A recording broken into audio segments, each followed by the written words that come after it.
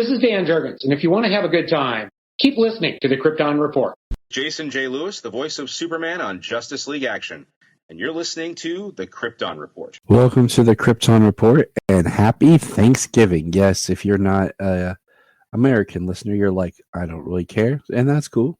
It's time for that lovely American holiday, which, you know, is one of my favorite holidays. I actually wrote it started as a screenplay, but then turned into a stage play, and I'm working on revamping it for the screenplay called Merry Thanksgiving. It's kind of a holiday about how we always kind of forget Thanksgiving, go straight to Christmas. It's and everything is also a dramedy because I can't ever just make anything funny or anything. So anyways, good times. I'm here bringing in the turkey season with my man James Cole. What's up, James? What's up? Gobble gobble, dude. So what's your plans this year? I think I'm gonna have a Thanksgiving on Thursday, probably out at my dad's house, and then I think Saturday having it at my sister's house with my mom and everybody. Sounds delightful. So yeah, 2 Thanksgiving will be fun. We're doing Thanksgiving here at the house.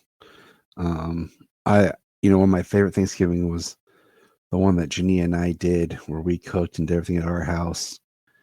I think we're gonna go see Wicked after we eat, because I always like to go to the movies on Thanksgiving, and it's a tradition I had.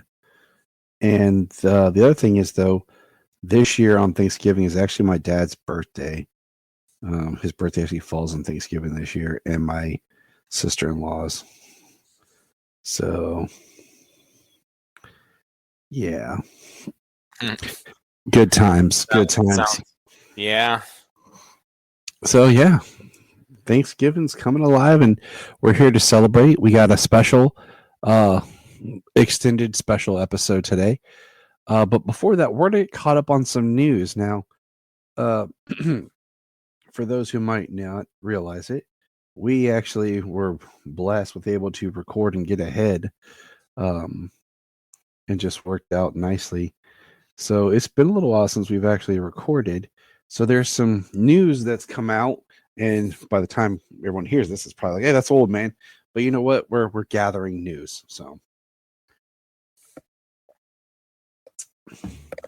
but here we go. HBO is developing a V for Vendetta series with Pete Jackson, not Peter Jackson, to write, while James Gunn and Peter Safran produce. Here's what we know. V for Vendetta TV series. Interesting. I wonder if it'll be more like the movie or more like the book. The movie, he's more of a hero. The book,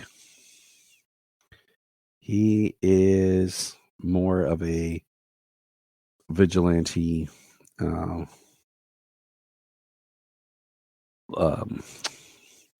revolutionary, and not such a positive figure. So, Right. Well, I just bought that. I just bought the compact book. That's so small. It's hard. That might be a hard one to read compact. I wanted to buy a compact. I thought it was really cool that they were doing this. It was $10.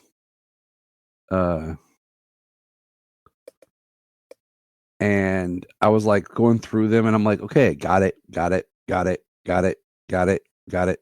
dang it. And then I was like, oh, compact for what do you call it? Justice League New Frontier. And I was like, I will go get that, because I didn't have the money that day that I found it, because I was spending it elsewhere. So when I went to the store to get it, they were all sold out of it. And then I was just like, come on, I'm actually at the comic shop. I'm trying, and you don't have it. Yeah, that's frustrating. I know how that goes. Yeah, I bought the compact on that, and I have only begun. So maybe we'll incorporate that in maybe next year, and we'll review V for Vendetta. Yeah. I mean, really good movie. I mean, yeah, he's definitely got some more heroic traits in that, but he's certainly has some questionable tactics. It's been a long time since I've read it too, because I think I read it shortly after the movie came out. And I've wanted to read it ever since the movie came out. well, dang, James, I know, right? you slow. So It's okay. We still like you. it'll be like first impressions, though. Okay, so we got that out of the way. Let's see. What other? Oh, officially, there is a Jimmy Olsen show in the works. So, yay. We are going to get some sort of Jimmy Olsen. I've heard some mixed reviews about, or mixed opinions exactly what it's going to be. But there is some sort of Jimmy Olsen TV series in the works. All right. Well. Yeah. I'm like, cool. Yeah. I mean, Skylar's a great actor, so that's not going to be a problem with the show. We'll have to see what else comes along. So we will figure that out. Day in the life of Jimmy and Eve. One of the polls now that time has passed, do you wish Superman had been the only hero in his film? 58% said yes, while 42% said no.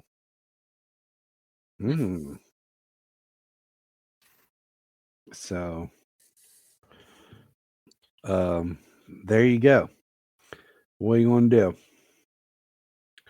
It's pretty close. It's not 50-50, but that's a tough call. One thing James Gunn always does is ensembles, so yeah, I know. Kind of comes with the territory. Yep. So filmmaker. You got to look at those things. I've had a bunch of these things going here, and I'm adding as our listeners. I'm adding V for Vendetta to our November next year. Oh yeah.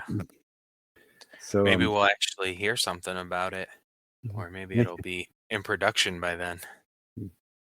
So it's there now. It's on our calendar for next year. As everyone knows, I'm really ridiculously ahead planned. Another poll with the discussion being around changes to Batman, the Brave and the Bold, which Robin would you want to have? 17% said Dick Grayson, 0% said Jason Todd, 17% said Tim Drake, and 66% said Damian Wayne. Oh man. I would like to see it start with Dick Grayson. But if they did Tim Drake, where we got a little bit older Batman in a bad place, Mm-hmm. Tim Drake there, it would still give room for Damian to show up, the animosity between him and Tim. You would have Robin, you would have Red Hood and Nightwing, or you could potentially have a Red Hood live action film.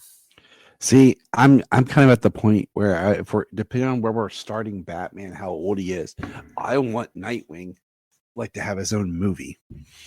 We've been playing Gotham Knights as a family The game has been a lot of fun. It's not the best game. Like there's things that could be different, but I'm really enjoying it though. And there's little Easter eggs all over it, and I appreciate those. But yeah, the whole it makes you appreciate those characters more. All right. Which are you more excited for? The Batman 2 or Batman Brave and the Bold? 67% said The Batman 2, while 33 said Batman Brave and the Bold. Well, I think that comes from the investment already, you know. The Batman, most people would say that the movie is pretty good. You know, a lot of nitpicks about different things here or there, but I think a lot of people would say that the Batman is pretty good. And then the Penguin show was great. I think there's investment there to wanting to see the next chapter as opposed to, I don't know, this unknown. Now, because of timing, I'm not sure if this episode will be out before or after a special episode I have coming out. But I will say this. I did just finish reading Batman Revolution, the second Batman novel. And there's a part in it where I have quoted here I thought was funny. It said, "The Riddler had personality to spare, where Norman had none. He put the thought out of his mind. It'd be sorry for a newsroom indeed that could be fooled by a guy just wearing glasses." Thank you, Mr. Miller, for that lovely little tidbit.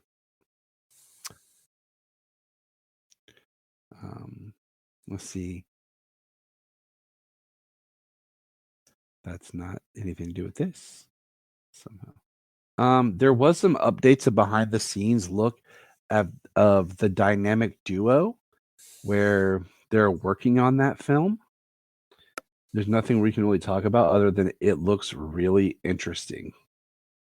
The puppetry animation thing that they're doing. Yeah. And that's why we're going to focus when the year that movie comes out, we're focusing on Robin. It's going to be kind of a year of Robin. So, let's see. Alan Rickinson says he's had meetings about playing a character in the DCU.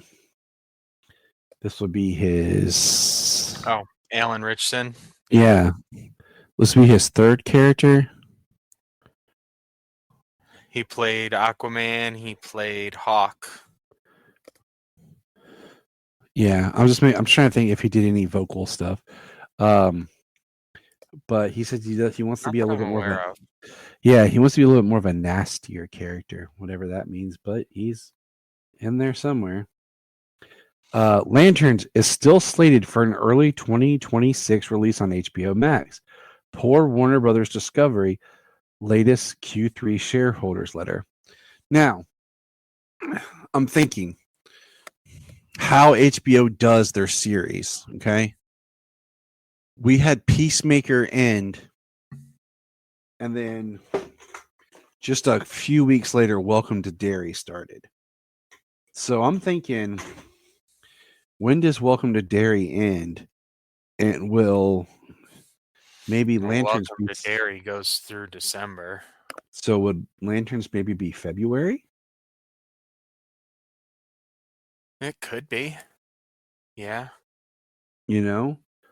Because I figure like if it was we'd start seeing some marketing for it more. But maybe we will soon because where's that Game of Thrones series they've got? That's what's coming. Okay. It's gonna come and then Lanterns. That, okay. Probably. Hold on. What is the name? It's like Night of the Seven Kingdom, right? Something like that. Yeah. Okay, hold on. Let's go look. Live research. That's Listening to Google right away. Okay. Night of the Seven Kingdoms, 6 episodes, premieres January 18th. So yes, I'm going to bet that after this thing is done, that's when Lanterns will premiere. So if it premieres the 18th and goes for 6 episodes, 3, Are you looking 4, at a calendar? 5, 6. Yep. It would start in March. Okay, which kind of makes sense March, because April. yeah. So, all right, that's when we can expect lanterns. March, people, mark our words for it. And then Supergirl will have an interactive booth at 2025 CCXP. So we're getting ready for our Kara. Now, speaking of Welcome to Derry, the pilot episode had 2 comic book references. Everyone saw the second one and lost their crap over it. No one really talks about the first one. The first one is this child's father grabs his Flash comic from him that he's reading, which is The Flash of Two Worlds, that shows Barry Allen and Jay Garrick on it. And then the second one is a Batman comic where he's against Clayface. I think it's the first appearance of that Clayface. Mm-hmm. And I'm trying to decide if we're going to do what we're going to do for Clayface. Like, if we're going to like do a history lesson, or maybe we just will talk about a little bit of Clayface's different histories before. Just watch a bunch of different Clayface episodes, like 'Cause- Batman the Animated Series. But there's Clayface so many Down different. Young, There's so many Clayface, different versions of Clayface. That's the thing is, Caped Crusader, and I mean, there's Basil Karlo and Matt Hagen, the two you think of, but there's more than that. yeah. And then the last thing I have is Bat Family has premiered, and as of this recording, I have yet to watch the pilot. I probably will watch it tomorrow with the kids, because I'll always give it everything a shot in one episode. But it also helps, like, using my kids to see, are they hitting their audience? Is it something that they're interested in? Because if my kids aren't into it, then they've lost it. So, Yeah, because kids really love the holiday movie, Merry Yeah. Little Batman. That was a hit. it was a good movie, but I wouldn't watch it if I can't stand to look at it. It's ugly as crap. It's just like any comic. Like, I'm serious. Like, if it's not a good looking art,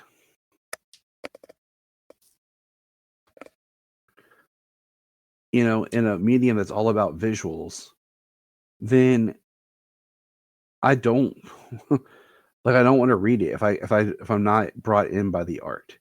But that's all I got for news. I think that about clears everything up at this time. So, anything you can think of? Clayface Wrapped filming. Cool. Yep. That's Right, good. yeah. Clayface Wrapped. On other news, not DC, Henry Cavill's Highlander film is going in production in like 2 weeks. On other news, I haven't watched the first episode of Witcher yet. So, Oh, really? Of the new season. Oh, no, I haven't. So Janine and I both were like, "Oh, we should at least watch the first," and then we're both like, "We got other things to do at the moment." So I haven't done it yet, but I'm gonna try, because I feel like the show's gonna get canceled without even giving Liam a try. And what I heard was they leaned a lot more into the action side of things with him, Right. to try to like trick everyone, like, "Hey, the show is cool still." Right. More action. I heard that Anya is the standout of the show. When it comes, she takes the brunt of the heavy lifting. Yennefer. Yeah, I mean, you got to keep what people know. So, all right, now let's get into this comic that we're here to talk about. This. So, what we're going to read from first is the 2010 holiday special. There's a thing in it called Superman and Hero of Heroes, written by Kevin Grievo. Now, James, who's Kevin Grievo? I don't know who Kevin Grievo is. Oh, Was I supposed to know that? But you do, James. You do. Have you ever Do I? seen? Have you ever seen Underworld? Yes. The first one or the third one? Yes. Rays. Oh, really? Yes, he's also the creator of I, Frankenstein, and he was writing a really good Bass Reeves series for a while that I was reading. And back So, when, as a matter of fact, I do know him. yeah, it was back. Oh, I'm trying to remember the company. Was it Alliance, Elite, something like that? They were selling comics at Walmart. Like you could only buy them at Walmart. And I got hooked on his Bass Reeve. And it was only like 3 issues, and then they stopped selling them at Walmart and everything. And I was just like, man. So I was pissed, but what are you gonna do?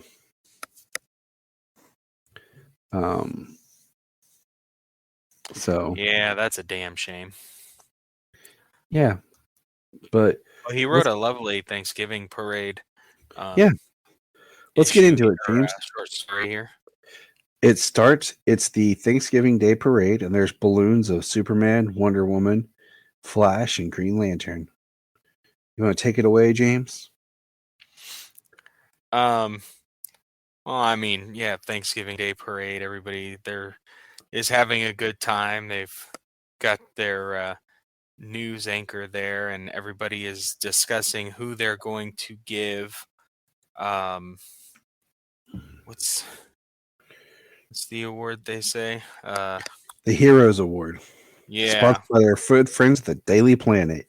We see Lois and Kat and Jimmy and yeah, the Ron Troop. Centennial Park Hero Award. Yeah. They're all having a discussion on who's gonna get the hero award, and Superman arrives, shows up, and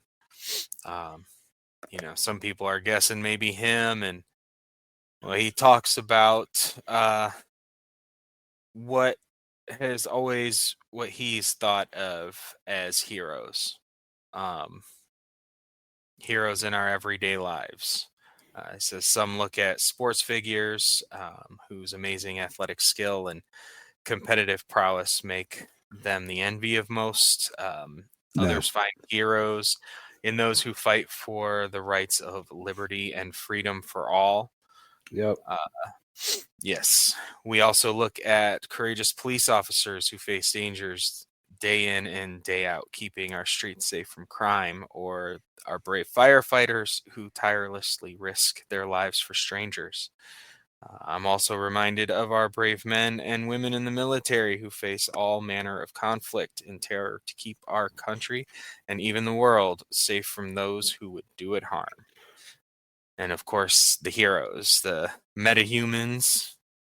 And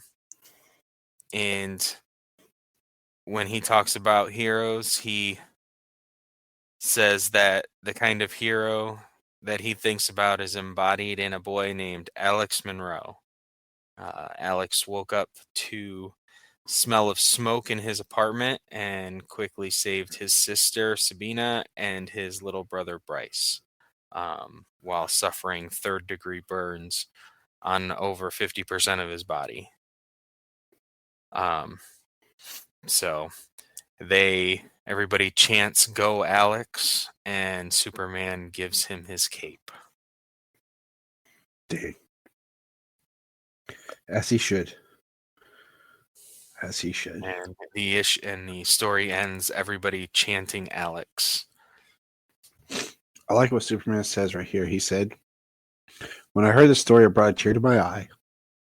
He showed me, all of us, that the only power you really need to have is the power to act when you are needed." I kind of wish this was a full issue instead of just the few pages here, because it's a beautiful story for like a Thanksgiving Day parade, but something to be thankful for. And I feel like I think that's why like I've come. I love Thanksgiving, the holiday, because it's become, you know, um, it's just a time to take pause in life and be grateful. Like you don't have to gorge yourself on food. Like, you know, my Thanksgiving Day traditions are I like to just, you know, get up, watch the parade while I cook, and then uh like, you know, at noon, I like to eat early, like around noon, 1 o'clock.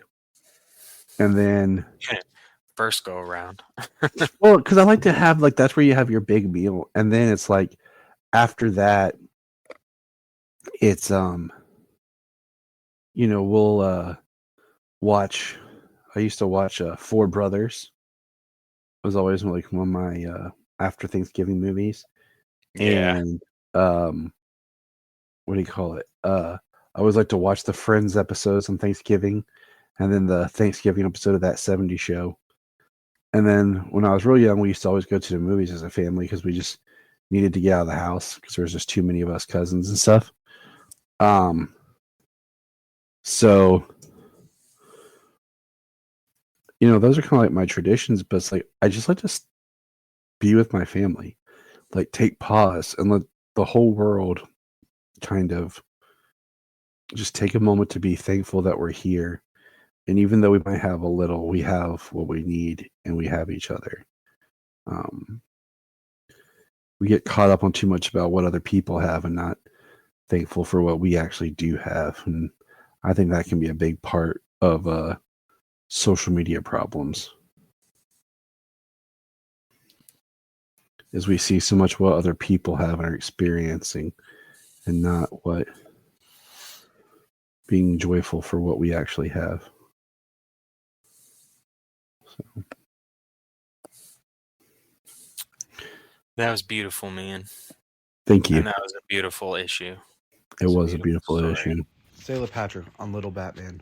Or, sorry, Bat Family. Oh. It sucked. That's all I have to say. It really sucked. What else? It sucked. Like, you walked past me and said a bunch of stuff. It totally sucked. I don't like how the people were made. What else? What do you mean? That's it. But you said, like, you said more about the characters and everything. I don't like how Bruce is or Alfred. Alright. His nose looks like an egg squash. It's true. Alright, Solomon, your thoughts?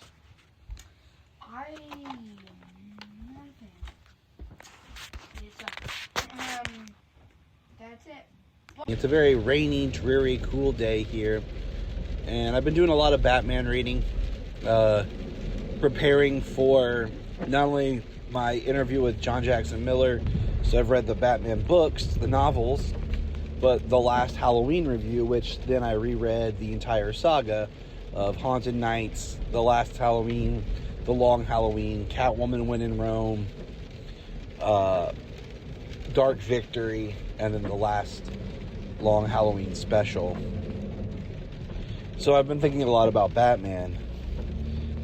And I recently did something fun for my kids where I edited from the Flash all of the Batman scenes. And, you know, because we were talking about what I'm calling Andy Muschietti's Batman. Because, you know, the Batman stuff is pretty solid, you know, from Keaton to Affleck.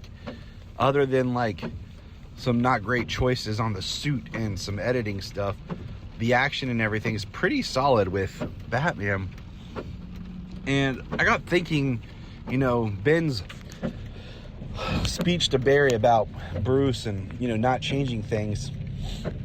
I think if they were to have done a Ben Affleck Batman film with Deathstroke and all that, I think I really, really would have liked it to be a little bit more of a prequel to BVS with Robin, because I would like to see what he was like with Robin because I got thinking about the psychology of this Batman, and that within Dick Grayson, he found someone that was like him, with the same trauma, tragedy, and what that looked like. Him, Alfred, and Dick Grayson, Batman having Robin, and then, you know, the events of that film, you know, leads to, at the end, Harley and Joker killing Robin. And I don't want to see like a brutal, like, drawn out killing of Robin, but whatever it is, and then, you know, that movie could end with Batman beating in the Joker's face, and he goes back to Arkham, or whatever happened, and Harley get whatever. You know, they're always in and out of Arkham. But the idea is that we see that, and we see how broken he is at the end. We see who he is, and that darkness that has now permeated him. That way, when we watch BVS, we get another idea of where this Bruce is. And the idea is getting the Justice League brings about that light in him again, of having friends, having people that are like-minded, that he can be more of himself about, and how, you know, that speech about take it from an old man. And I think that's why I like Bruce Wayne being the older Batman. Not old, but older, you know. Like, if Barry's in his, like, mid to late 20s, Clark's in his 30s, Bruce is in his 40s.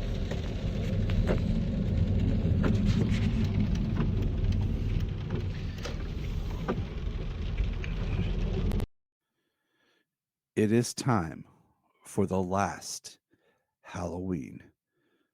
Here we go. We got Bryan the Man Peters from Gravely Amusing, and one of the biggest Jeph Loeb fans that I know in the house. Huge.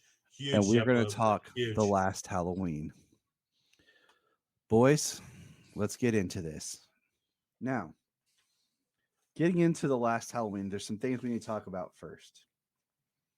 I did a deep dive. I read the last Halloween, and then I went back and I read The Long Halloween, Dark Victory, Catwoman When in Rome, and Haunted Nights. Man. And I have 3 of them right here. Well, actually 4 of them.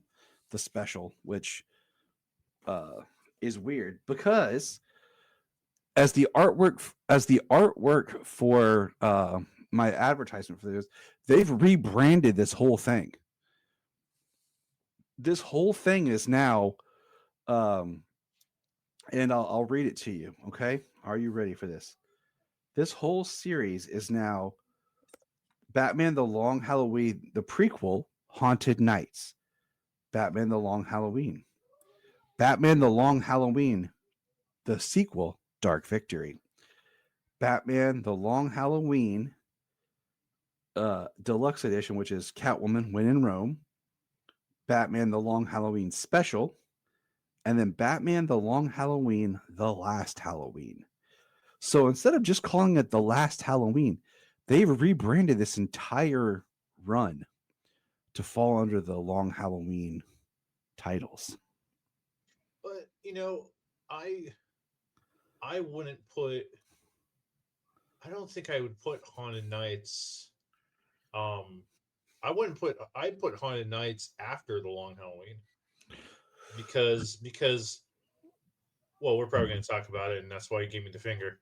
But, no, I was going to say you're not wrong, because the Haunted Nights was 3 issues that they later collected, and issues 1 and 2, or I'm sorry, issues 1 and 3, I think could be before the Long Halloween or after. They really That's don't. fair, yeah. But issue 2 is the problem. Yeah, because he like when he's chasing Mad Hatter, he references Joker, Two-Face, and he says Mad Hatter gets under my skin because he reminds me of my mother and how she would read Alice in Wonderland to me, and how Hatter taints that memory. Yes. So the problems with issue 2 is he says Two-Face, and Barbara Gordon is in it, and Jim has adopted her. Now, he makes the reference that Batman doesn't have a child. Now, if you jump to this, and James is still like being fed, like he's probably about 2, maybe. Now, if you go to the Long Halloween special, Batman has Robin. Barbara looks a little bit younger than she does in issue 2. And James looks a little bit bigger. Wait a second. Okay. The way the last Halloween ends, yeah, that contradicts something, which we'll get to. So what we're going to say here is issue 2, we're not going to talk about because my head hurts with continuity. The other 2 can work, but Haunted Nights, you don't have to read. Like, I suggest you read it, like, totally. It's good. But it's good. The Long Halloween is important to reread how this goes in Dark Victory, because there's threads in it that pick up. And that's why I said I reread it all. And I have little notes and stuff, but we're not going to talk about all those books because they'll come up as we honest to God discuss the last Halloween. Honest to God, Mr. Tyler, Krypton Report guy, I would like if you as a listener are a first time Batman reader, haven't really read Batman or don't know where to start, I would throw in year 1 in front and the beginning, and then do Long Halloween, because there are a lot of references to year 1 as the saga goes. Well, a lot. It's good that you say that, because Solomon and I listened to today the DC High Volume podcast. The newest episode, last week's episode was the Gauntlet, and we were talking about it, and he was asking me, and I said, well, they've done year 1. Then after they did the year 1, they went right into the Long Halloween, into Dark Victory, and then Batman Ego, and now this Gauntlet story, and they're kind of telling Batman's story. A lot of people have kind of used year 1 is year 1, the Long Halloween is year 2, Dark Victory is year 3, because year 3 is when Batman usually gets Robin. But my question to you guys is, if you cut out Haunted Nights, it's a lot easier to figure out. But from the Long Halloween to the last Halloween, how many years do you think it is?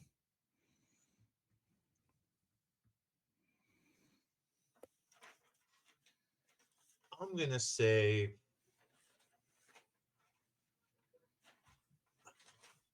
okay, Dick's a little bit older. I'm going to say no more than 2. Oh, no. Keep going. There was a reference to something maybe 3 years since the Long Halloween. Because the Long Halloween starts on Halloween and goes an entire year. Yeah. Okay? Ends on Halloween. Then you skip a year. So then you go another year when Dark Victory starts. Yeah. Sorry. So that's our 3rd Halloween, and then Dark Victory ends on Halloween. So that's our 4th Halloween. And then you have to go another year to the special. And then you have to go another year to start the last Halloween. Sorry, my mind was from the end of Dark Victory to the last Halloween. And because that's what I was thinking when I started. Like, I was like, okay, so this, but no, like, it ends on Halloween, and then you have a gap to the next year when the thing starts. So it doesn't like bookend it like that. So it's a nice little, like, that's like 5 Halloweens that is in this saga. So very interesting. And then I said, if you throw in the Haunted Nights, it gets more confusing and it starts getting bigger. Comic books are kind of on an extended timeline, Uh-huh. Mm-hmm.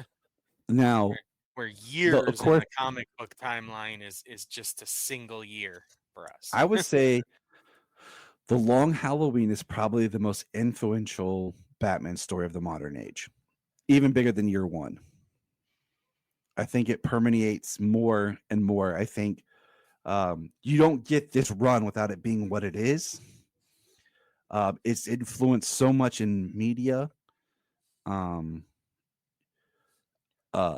know, elements from here and there, like, because I mean, how many Batman projects have we seen that starts with Batman taking out the mob, right? And there's always like the Carmine and everything that plays into the whole thing of the Long Halloween. And, you know, even in this, like, so just to give the listeners kind of a background, the Long Halloween, I have it written in my notes here. Where is it? Because here it is. The Long Halloween was written in 96 to 97.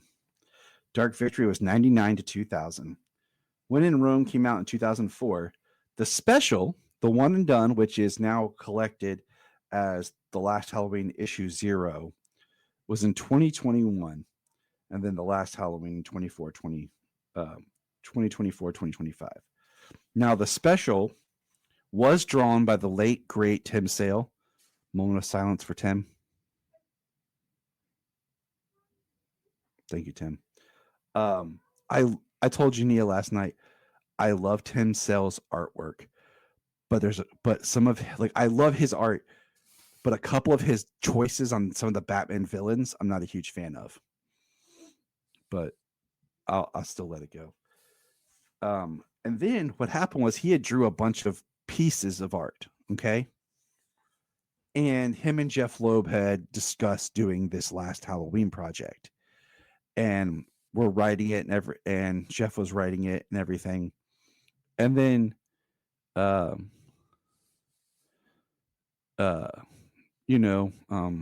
Tim passed away. And so what they did was they used pieces of his art as the cover of every issue, and then got different artists to do each issue. Now, my first question, I'm going to let James do this first and then Bryan answer second, because Bryan and I kind of touched on this. Do you think they should have found one artist to do the whole book, or did you like a different artist on each issue? James. I typically prefer one artist or a run. There was a couple of books within this run where the art wasn't my favorite. Primarily the Joker issue. Yep, I'm the art in that Yep. one is definitely not my favorite on that. But you know, I mean, I know that sometimes they kind of do that to get the books going through and everything. But also, if you can't get Tim Sale to do it, I do think that it was very honoring for them to have everybody do their take in their style. Yeah.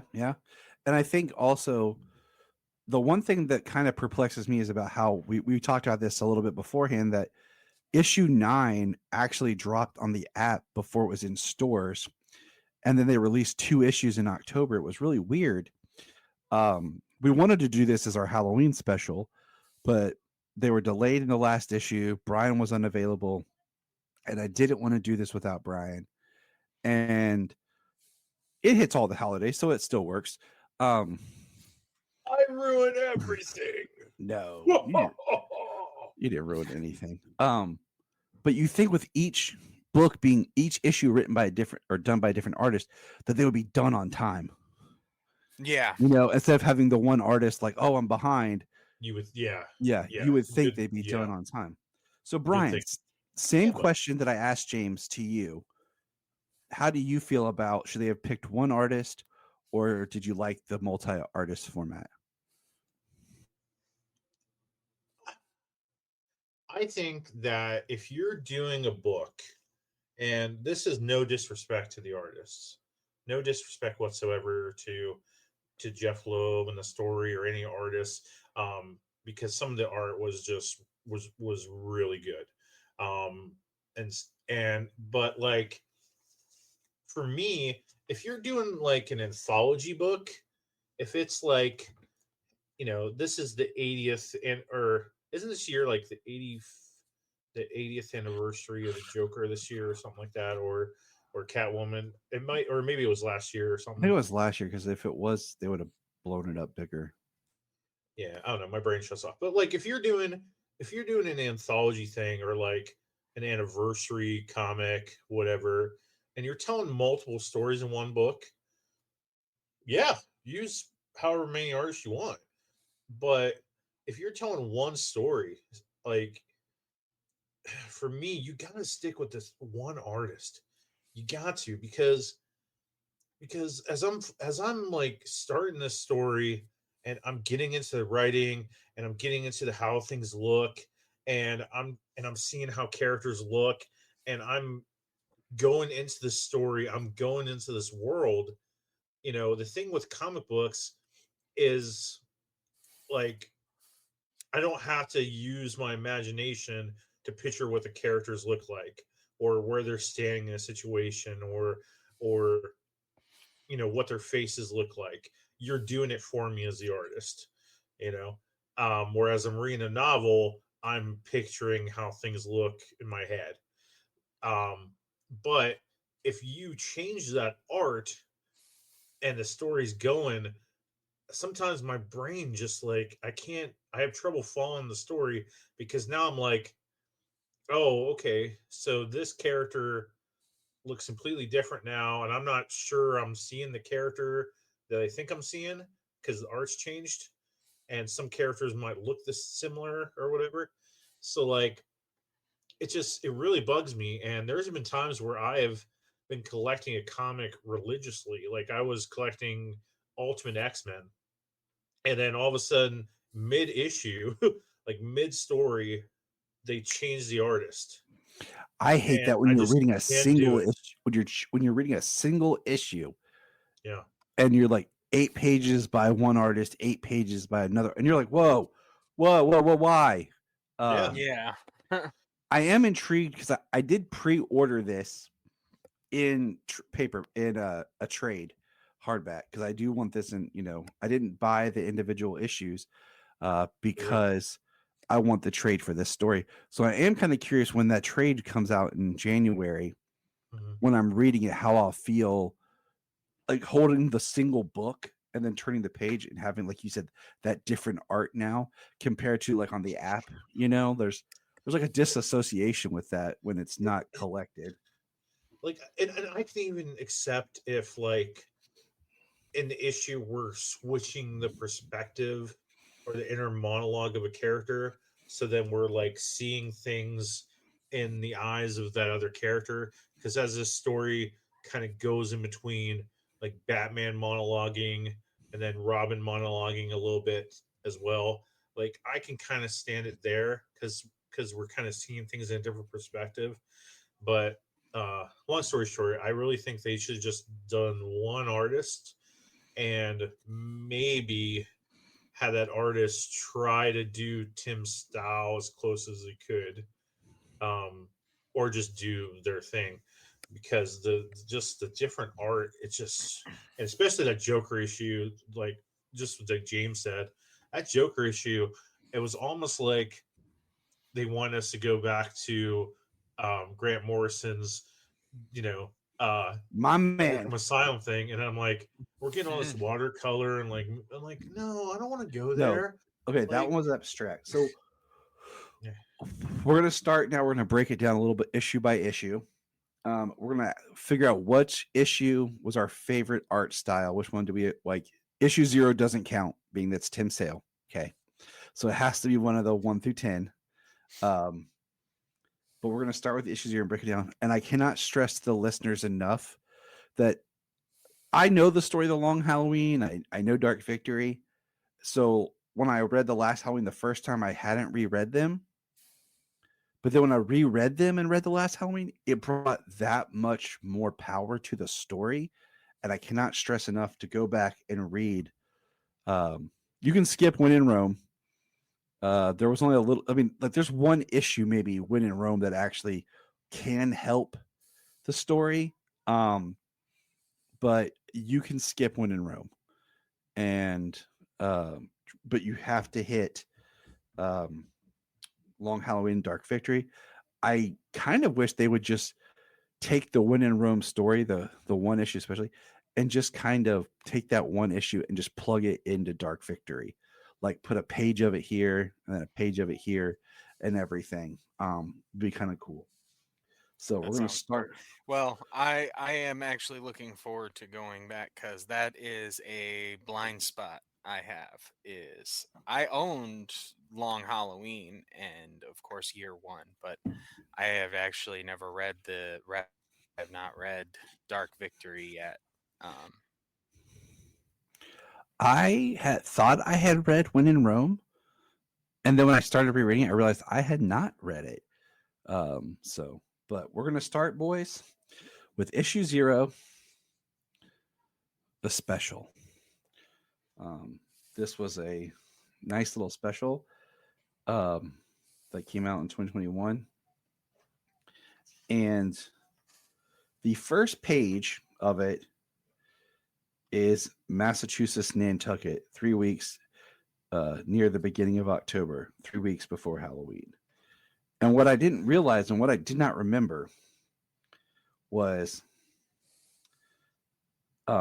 Gilda is completely absent in Dark Victory. And so that was something that stuck out to me. And, you know, this starts with Batman stopping Julian Day. What do they call them? His little, like, disciple-less. But, you know, we Call see... him by months, like April. Yeah, he April, calls them May. by their... Yeah. Yeah. But I thought he, like... but Batman stops him, and then Gordon... This is my favorite, and this is Gordon asks Batman, Barbara, his niece, not my wife, wondered if she could go trick-or-treating with your boy, the Robin. Now, what's funny is this whole time in this issue, Gordon refers to Robin as the Robin. Through the whole story, yeah. Yeah, through the entire yeah, thing. it's the Robin. And, like, I don't want to spend a whole lot of time with this because I know we kind of touched on it years back, but it's important that it kind of is the setup. Because you have Gilda show up to Harvey, and the one question that I have that I wish I could kind of talk to Jeph about is how he sees Harvey and Two-Face. Because in Dark Victory, they mention Gilda, and he says, "Who is Gilda?"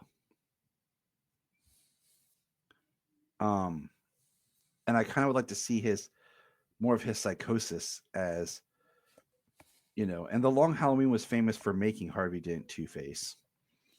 But Gilda comes back, and this is their biggest interaction since he's become Two-Face. And she says, "I see is my Apollo."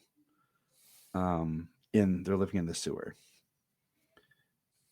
And Robin has not really had his chance to go out and proven himself.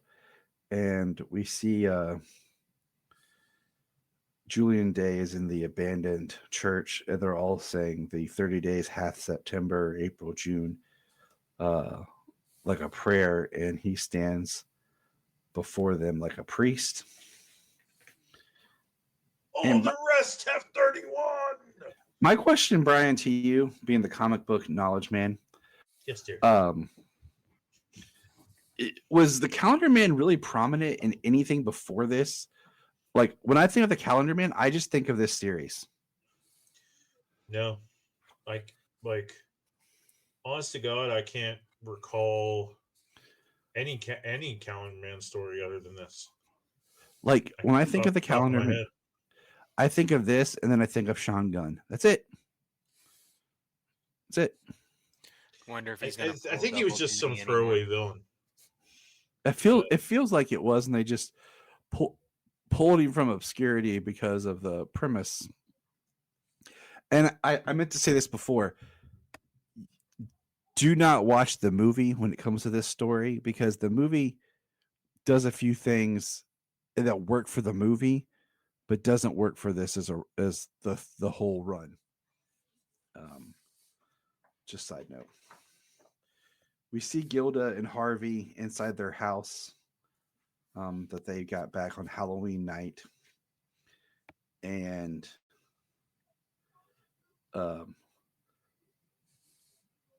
we hear a ding dong, and it's Julian Day at the front door. They come in, they take out Gilda. And see, this is where I was talking about here. We see James dressed as the devil. He's larger, and they're getting ready to go out. And Barbara comes down, and she's dressed as Batman as a girl. So she's Batgirl. And this page is one of my favorites. We have Batman dropping Robin off with Jim Gordon. And Jim says, "No one will ever believe this," as we see Batman swinging away. I kind of want to know what he's swinging on, being that they're in like a neighborhood. That's where you get Spider-Man running through the neighborhood because there's nothing to swing on. Two-Face goes to Batman and asks him for help to find Gilda. The bat signal goes up. It's only half the bat symbol. Robin goes and Barbara takes his candy. And then we have, Julian. Julian, rereading it, I realized Julian figured out that Gilda was Holiday, one of the Holiday killers. And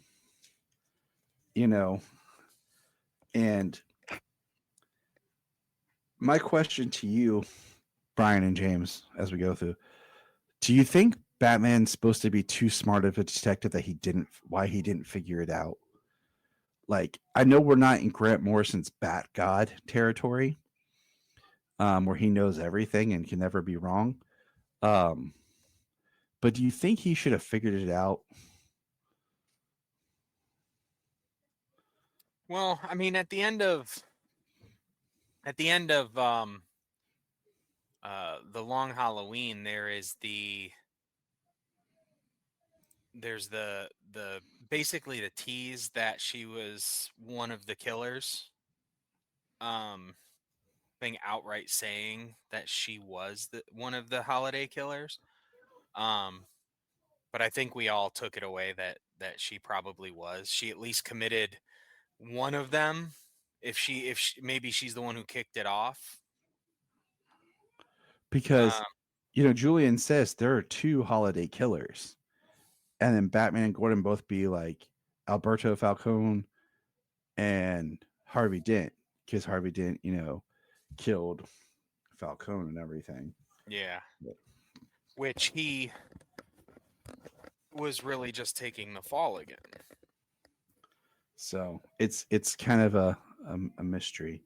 But we have Batman show up to Julian Day's church disguised as Harvey Dent, and he has June and May written on his forehead for the two members of Calendar Man's group that Calendar Man had murdered.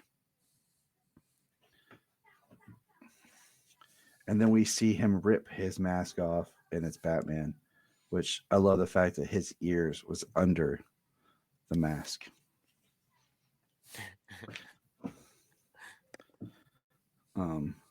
He hides those ears under a hat later, too. But then you have Harvey Dent coming in with Solomon Grundy, and he puts a gun in Julian Day's mouth and pulls the trigger. Finding Gilda, and it is Calendar Man, right? Yeah. No, right. He doesn't. No, it's not Calendar Man. It's one of his just minions. Yeah. Yeah. Just the way it was written, I was like, hold on, wait a minute, what? Because then Batman beats the crap out of Calendar Man, and then Robin says he was an orphan too, and Batman says, was he? And then we see Gilda and Two-Face rolling away, and he says, "There are two of them now. Two. Batman and Robin." And she says, "There's two of us again, now and forever." And Batman tells Gordon that Gilda doesn't see Two-Face, she just sees Harvey. And the last thing is the Dents have a secret. Julian Day knew it as well, and I'm afraid I know it too. The end for now. So that's a quick rundown of the special. It really helps set up the last Halloween. Are you boys ready? Yes, sir. Was born. So the first issue, of course, all written by Jeph Loeb, but the art was written by Eduardo Riso. And out of 10, I rated the art for the first issue an 8. I think it's pretty solid. I can tell what characters what. One of the things that was important with the art is feeling that I know the story. Like, have you ever read a comic where you're not exactly sure what just happened? It's like you're missing a page or a panel to really help you know the story. And so that was something I kind of took in the back of my mind as I was reading and going over this art was, do I feel like I'm actually understanding the story? So, Right. how do you guys feel about the art of this issue? I love the art in this issue.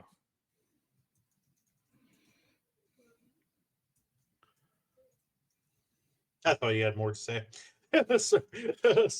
James is a man of few words. Man, a few words. Yeah, once in a while. All action. Do you guys remember that movie Waiting with Ryan Reynolds? Oh, of course. Yes, How they never let John Francis Daley's character talk through the whole movie, and then at the end he just explodes. yeah. That's James. Well, We finally let give it- James talk. One, like for real. the difference between ordinary and extraordinary is James. It's that little bit extra. Yeah, no, the art in this issue is great. It's raining the whole time. It looks great on everybody. Rain running down them. My favorite part of this issue is Robin saying he needs pants for his uniform and for his outfit, and for the rest of the series he's got pants now. Yeah, I did like that. I like how they picked up and was like, it was good. Here's the description from DC's website. Let's see if they give Batman alone how.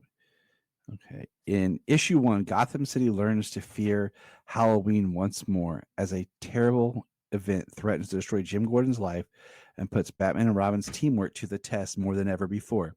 In a city of liars, masked vigilantes, and criminals, can anyone be trusted?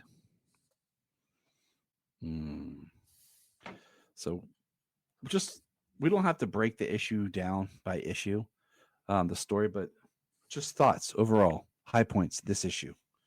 Anybody? I mean this issue, the thing that the kind of the catalyst, the big thing happening in this issue is that little James Gordon Jr. was kidnapped and Harvey Dent is shot. Catwoman is shot in the leg and Harvey Dent is shot by a character wearing a type of clown mask. You know, every time they do clown masks, every time they draw clown masks in DC books, primarily Batman books, they always do the same masks from Batman 66 and The Dark Knight. Yeah, it's a important. So Catwoman is not shot. My mistake in this one. I thought she was. But with Catwoman, it goes back to the picture of a young Carmine and his wife. Yeah, this is the issue Catwoman is shot. She's the first one shot. Well, that's what I thought, but yeah. Yeah, that one's only one page, but she's gone. Batman and Robin go to find where she should have landed. They find a gun and a smashed pumpkin. Yeah, okay, I wasn't wrong. Yeah. Bryan, thoughts on the first issue? I thought the art was maybe about 8.5 out of 10. Okay. I thought the art was pretty darn good. I would have stuck with this artist.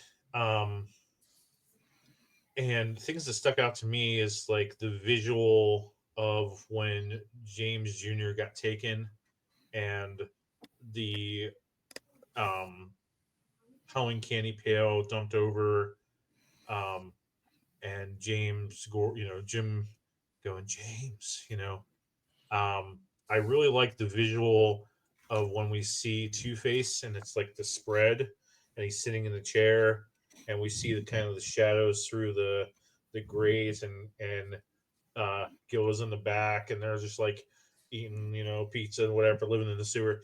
And like, I like that shot of Two-Face holding the coin and gripping it. This issue, it just it made me interested to see where this was going to go, because this showed me like we're going to make this very Batman and Robin focused. We're going to weave Catwoman's story and why when in Rome happened. Like I really liked I just really like some of the visuals, but I have to say that one of the important things about Tim Sale's art, other than the pencils, is just the compliments of I believe it was Greg Wright, the colorist, because when Tim did his art, Greg would take just different shades of blue and just weave it into the art, where all you were seeing was blue on the page, or all you would see was green, or all you would see was red. Like color with Greg Wright on Tim Sale's work just made the story just like have just a beauty of its own. And I think this art kind of hints at it, like shows a little bit of it, especially when Gordon is saying, my son, they took my son. And we see Gordon's really just kind of all orange, like an orangish red and stuff. We can kind of see these color silhouettes a little bit, but then it just kind of goes away a little bit. But I thought this was a very solid first issue, and I was interested to see where things were going, especially when the Joker mask people showed up. Like, I'm like, okay, so is this going to be a Joker and like Joker being upset that like I'm not the main attention anymore, that like we got Harvey, we got the Holiday Killer, like is this going to be a war about who really takes Batman's attention? So I was really intrigued. I thought that first issue was really solid all around. Okay, let's get into issue 2. All right. All the summaries I'm pulling from DC's website.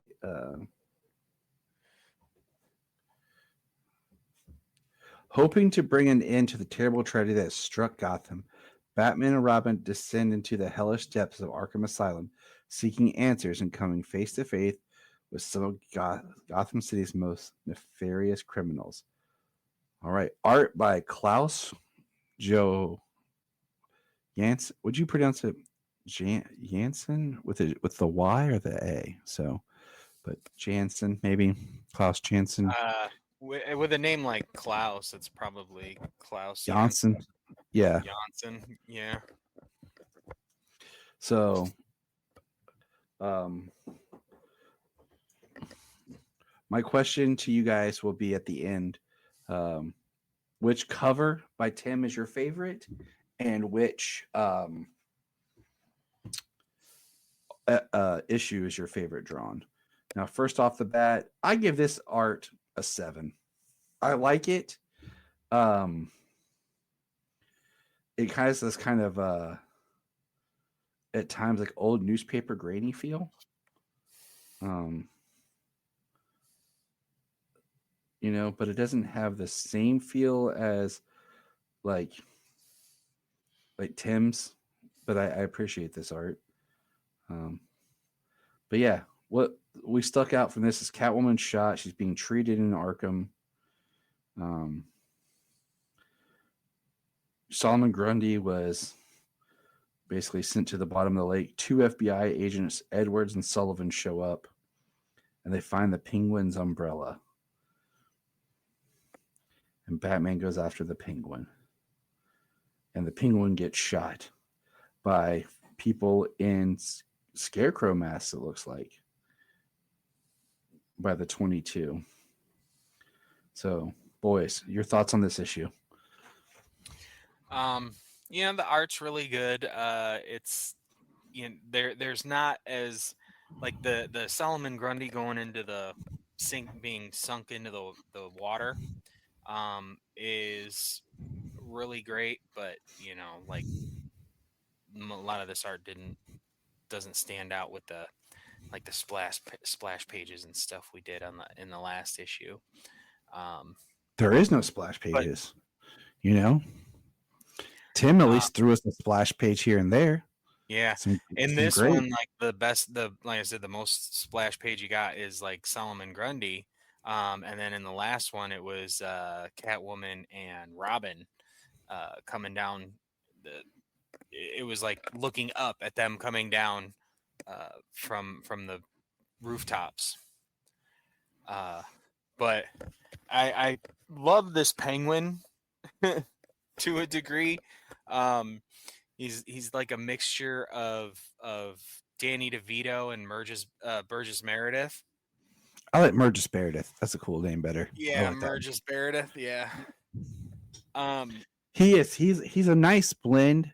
I don't like the way they do Tim. I never liked the way Tim drew the teeth, but it works. It's fine. It just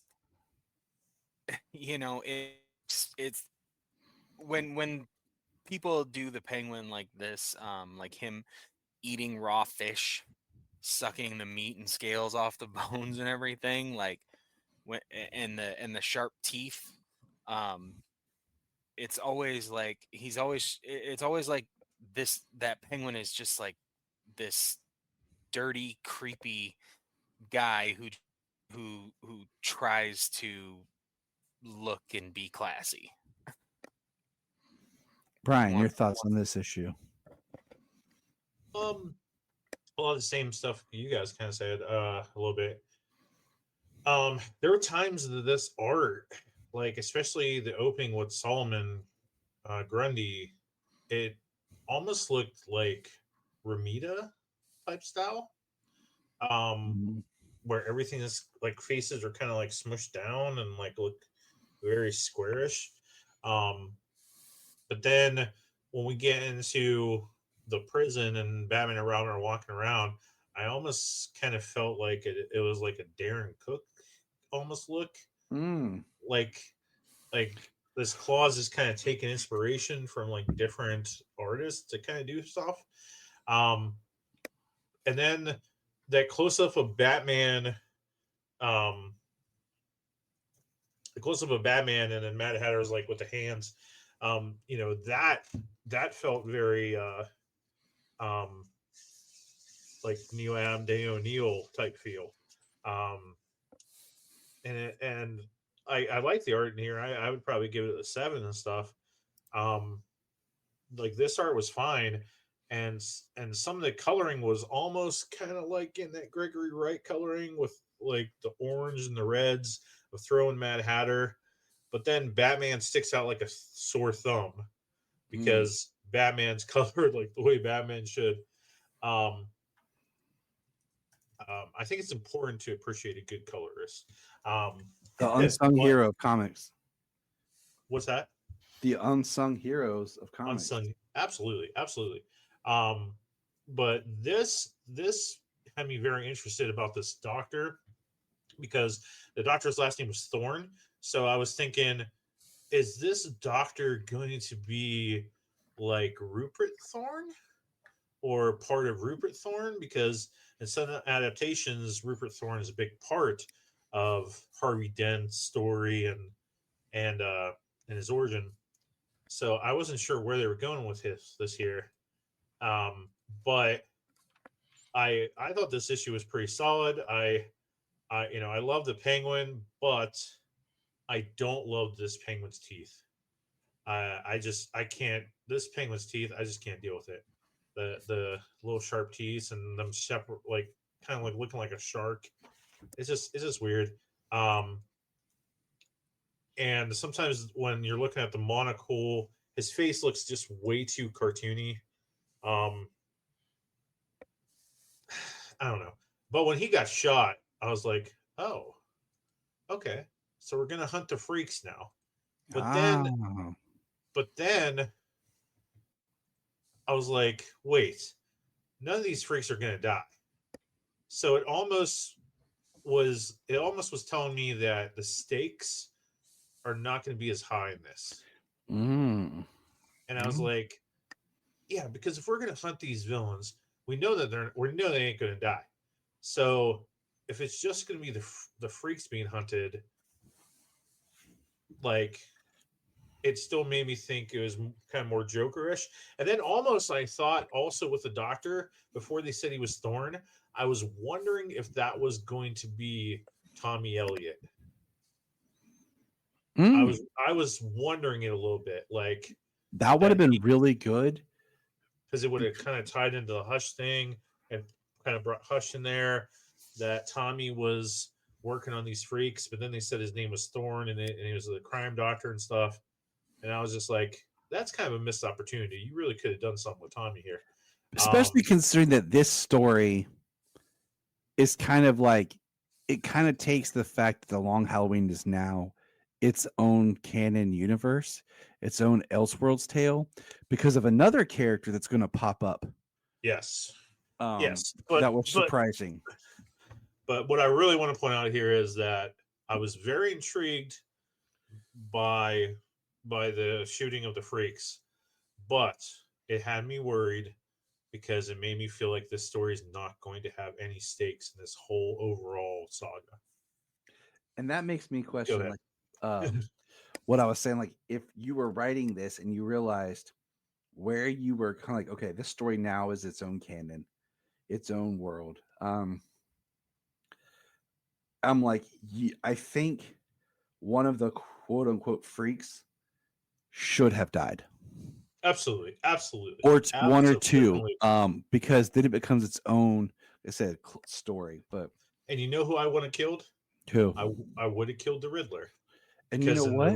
In the original Long Halloween, he's the one that didn't get killed in April Fool's Day. And the whole mystery was like, why didn't Riddler get killed? And I agree. And why? And I think, okay, so rereading all of this, I feel like Jeph Loeb wrote Hush because he realized how worthless he made the Riddler in Long Halloween, Dark Victory, and Catwoman. He made the Riddler almost completely useless. So he wrote Hush to redeem the Riddler. That is my theory. That's a good theory. All right, issue 3. As the news tightens around Gotham City, Robin seeks aid from an unlikely ally, and Batman confronts a deadly specter from the past. All right. Art is by Mark Chiarello. And I put this art about a 7. I like this art, but for a lot of it, it feels kind of flat. I know it's 2D, but what I like about this issue more is the coloring. I appreciate the coloring more than the actual art. I think the art's a little flat and a little bit more basic, for lack of a better term, but I do like the coloring. And then The big part in this issue is they do find that Gordon's son. They do find Gordon's son. He's actually at Gilda and Harvey's house. And Gilda says that they made her look after James. And Batman visits Mario Falcone and gets shot. And that's the issue. James, your thought on this issue? I mean, I enjoyed the issue here. The coloring is great. For it being at Christmas, lots of reds, greens. I was thinking that Riddler maybe would have died, as you had said before, like because the way he didn't die in April Fool's. I thought that be a possibility with this story. Yeah, I thought it was drawn the beginning, especially a little, pretty brutal the way they shot Riddler down and then kicked his teeth out and stuff. Like, it was pretty messed up. I did love the Batman and Robin with Riddler. How he's given him Morse code.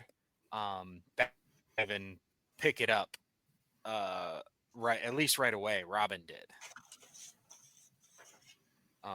So I like that. Like you were talking about, like maybe Batman being like not as, it was certainly not, Morrison's Bat God.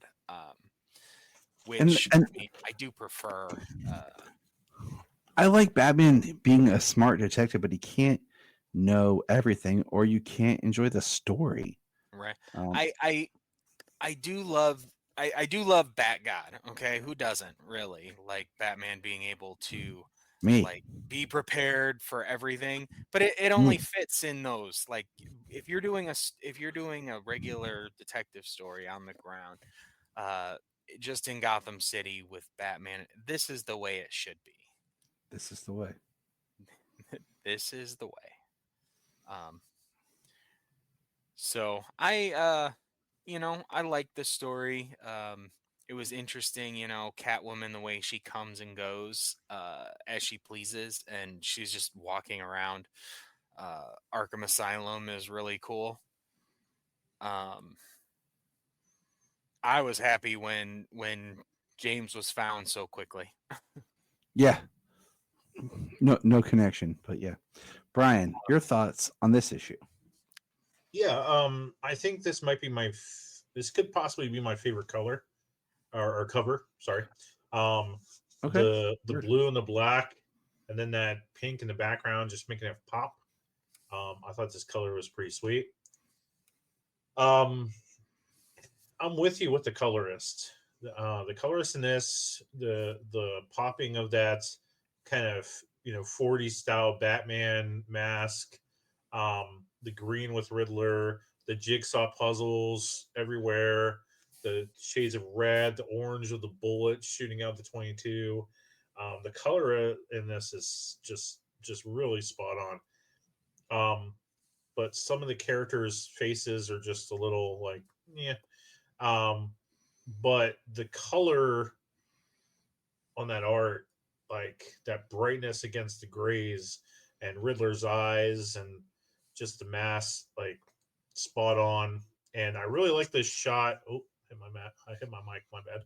I like this. I like this shot on page 9 of Batman swooping down on the car with the Christmas lights in the background.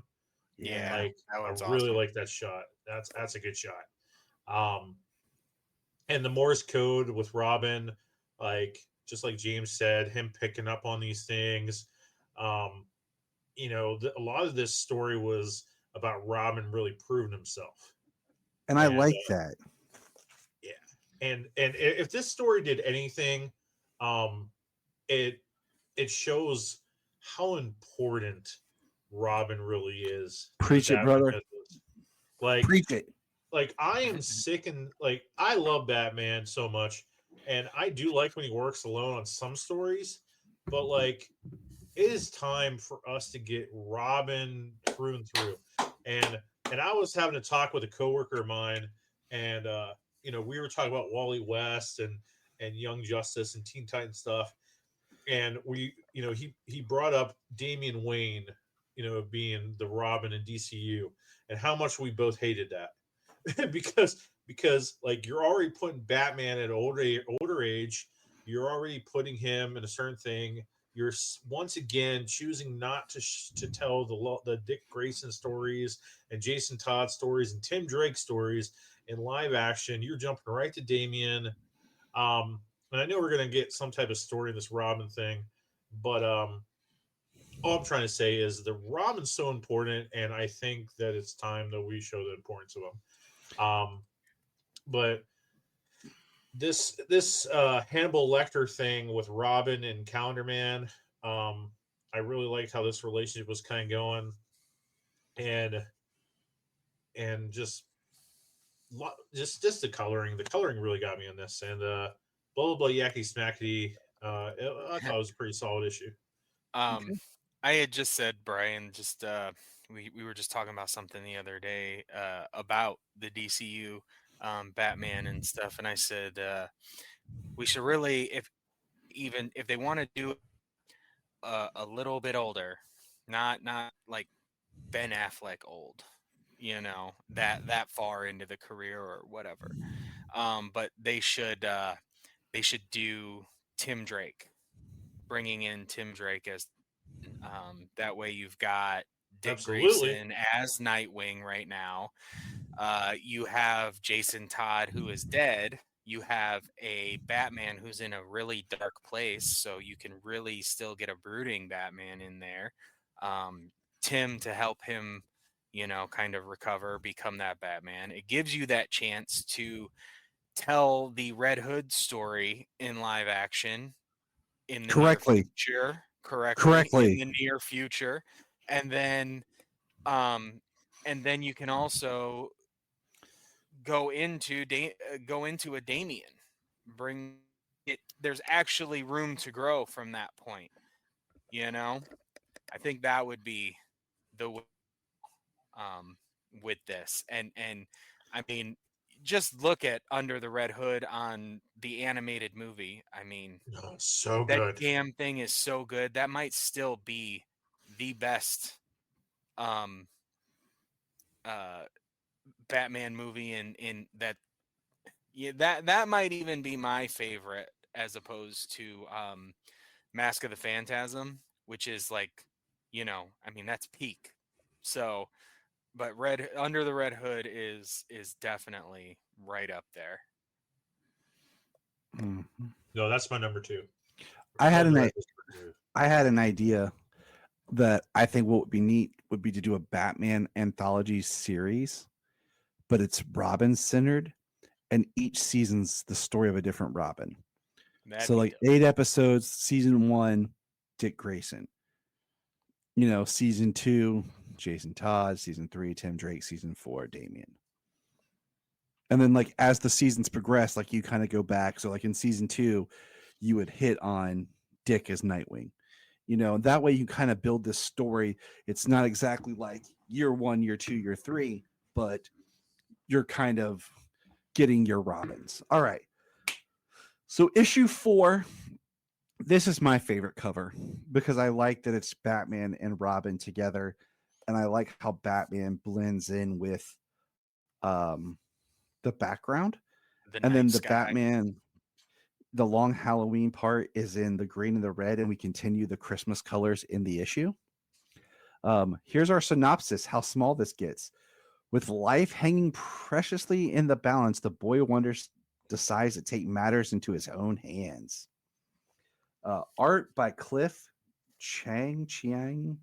I apologize if I misspelled it, but I like this art. Where'd my art ranking go? Oh, here we go. Issue. Yeah, I gave it a 9. I really like the art. I really like the coloring. it's a little bit more straight lines, hard straight lines, but I really do like it. It's clear. I know who each character is. Some of the page layout's a little bit different than the format that I would like in this kind of story. I do like Robin having to use Catwoman, and there's really no like double page spreads. And then the last page is we get the Joker.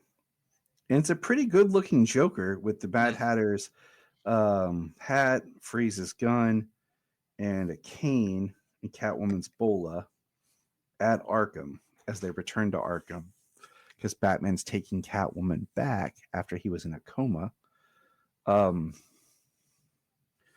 But my question I have is, am I right? Is in this, I don't think Catwoman doesn't know that Batman's Bruce for sure, but she suspects it because of her dreams when in Rome. But I'm not 100% sure that Batman knows that Catwoman's Selina. Because there's times that it goes back and forth where I think he knows. And then there's times where I'm like, I'm not sure that he knows. I don't think he does because he says repeatedly in this story, she's always where I first met her. She always goes to this penthouse or Roman's penthouse, and he doesn't know why. And I don't think he knows that she's Selina yet. And Selina's technically Selina's not even in this, really.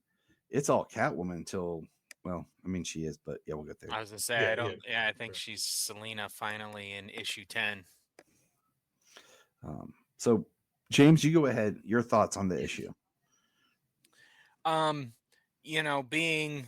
Being such like an early kind of story with Batman and Robin, I did like that this was a very Robin focused issue.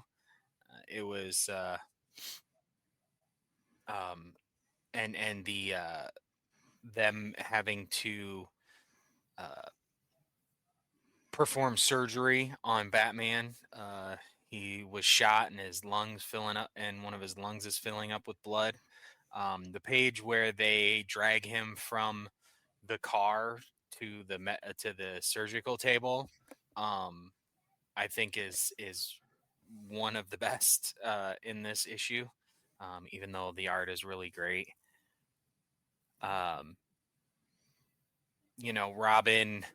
Robin going there with a plan to take Catwoman, and he knew exactly how he was going to do it. Getting the drop on her, like she thinks that he's a kid and he doesn't have the experience, but no, he's trained by Batman. He's fighting. He's there for a reason. He knows exactly what he's going to do to take her down and get her back to the cave, and I love that. All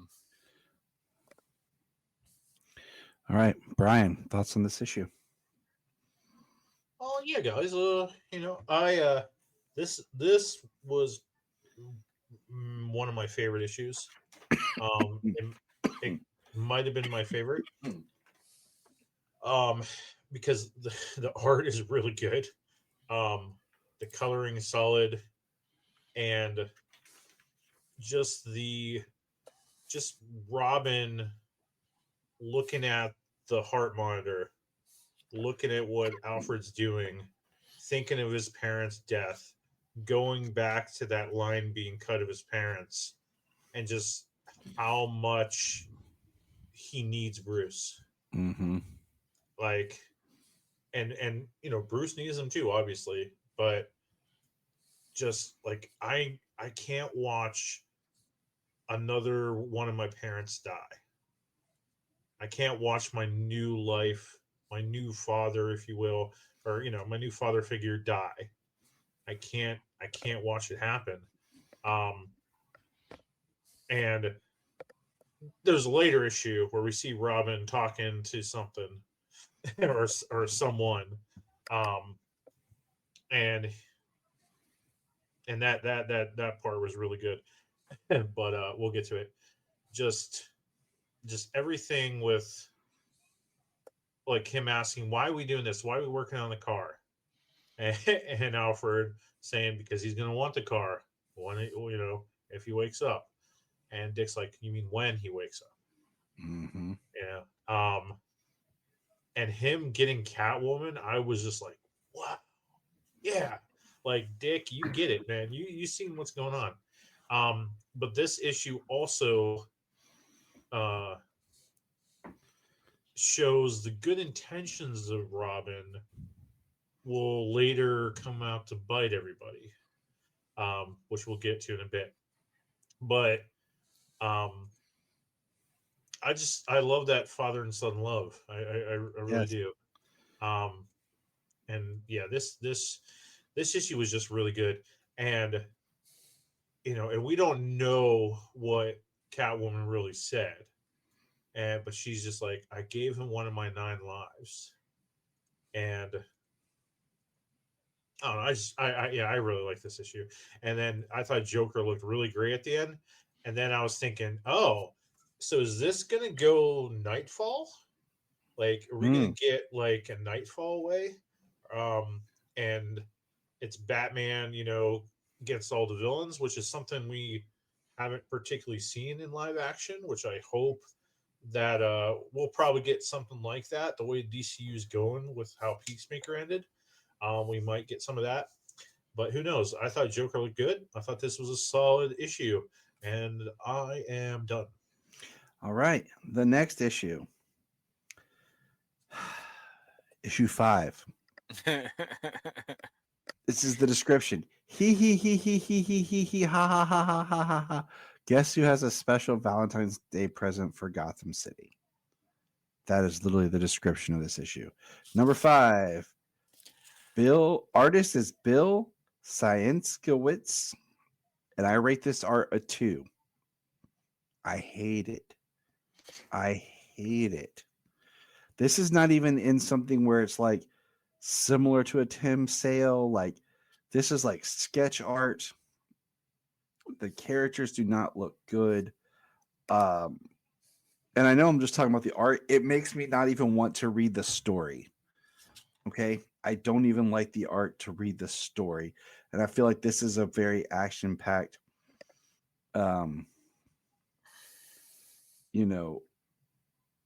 issue with what's going on with our characters.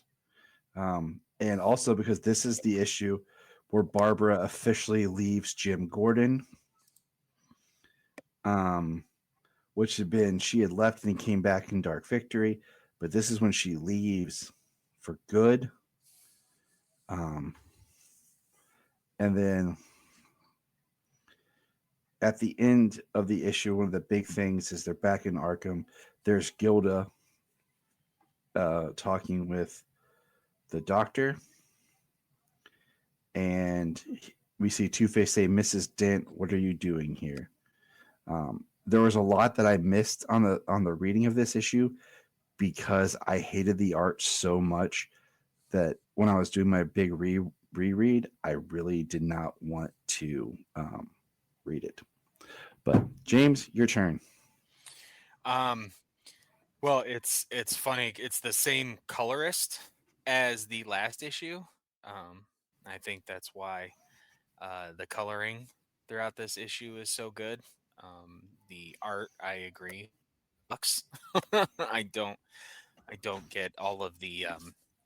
I mean, it doesn't suck. Obviously, it's Art's just subjective, but I don't like it. Especially yeah, in it's just I don't like the art for the most part. Especially in this, where things are trying to pay tribute to Tim Sale. I mean, you know what I'm saying? You might as well just got Jim frickin' Lee to do one if you're going to go this crazy. But continue. I mean, you got Batman with where he looks like he's almost got the shoulder hooks and the really long ears. That's like a Tim Sale kind of shadow look. I mean, the one issue that we were saying with the Riddler with the great coloring there, Batman looked like he was drawn by Frank Miller. He looked like Year One. But I do like the story. I do like how it opens up where Batman is going toe to toe with the Joker, and Catwoman says that he's injured and tells her or tells the Joker who shot Batman and why he's injured. And so he's like, all right, well, if you're not, somebody else can't kill you, and if you're not up to the task, I don't want to kill you right now. It's kind of very Joker, Mm-hmm. The relationship stuff, that really did, you can see the way that Jim is throughout the rest of the issue. Like that moment hit him pretty hard, understandably so. The FBI agents shot and killed and burned to death in being chased by Joker. He uses the freeze gun and freezes the road, and it flips off the road and crashes. And we see that Ivy drug away Mario Falcone with her Ivy. And it's actually funny because later on in the issue where they talk about the Ivy, there's really no specific details except for like shape of the leaves and everything. In this one, at least, they actually have the art description of what they call it later on, where the ivy is a particular ivy with white around the edges and stuff. And so, I don't know that was it.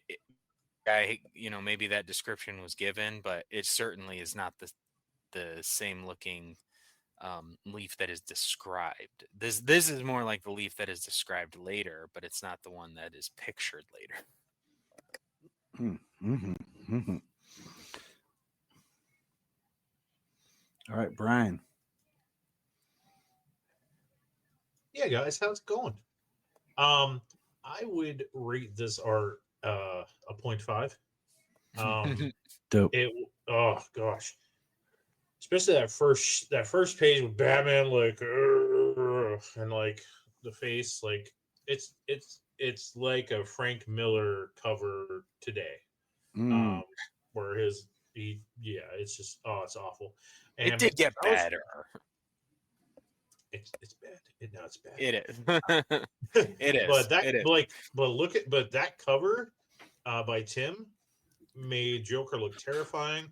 I was really excited for this issue because I didn't know if we were going to get like some type of Nightfall thing, where Joker's just having everybody go, like all the freaks go at Batman because someone's like trying to kill the freaks because Penguin got shot, Riddler got shot. I didn't know the way that was going. I was really excited, and then we get this, and a lot of emotional weight in this issue, like you guys said, a lot of action, and it's just ruined by the art. And the only art that's somewhat okay is the Jim Gordon and Barbara part. That's somewhat okay. Jim looks okay. And then when Barbara leaves him, I was almost thinking in my head, what if Barbara is Holiday? Because, as we had in Gotham, like Barbara kind of went crazy, the first wife. Mm-hmm. And I was thinking in my head, wouldn't it be an interesting twist if Barbara was in on this somehow and she like was trying to kill the freaks to get Jim back and get life back to normal, and that's kind of like why she was kind of part of it, to try to get things back to normal. And I thought that would have been kind of interesting and an interesting way to go, but obviously it didn't go that way. Spoiler alert. But I thought that would have been interesting. And my question here is, if like, where the hell's Babs? Like, where's Barbara Gordon in this? Like, yeah. Where's Babs? Where's Batgirl? So, because Trick or Treating was canon. So in the first issue, where the hell's Babs? Where is she? The only thing I can think is maybe issue 2. But see, it still doesn't work. Of Gotham, of Haunted Nights would be after this, but it doesn't work because he says, "I hope Batman has a child." So that is a big thing. Is she was still his niece though? If we take out, she was his niece, and I think he said she was visiting or he had his niece. So maybe she just went back home to Ohio.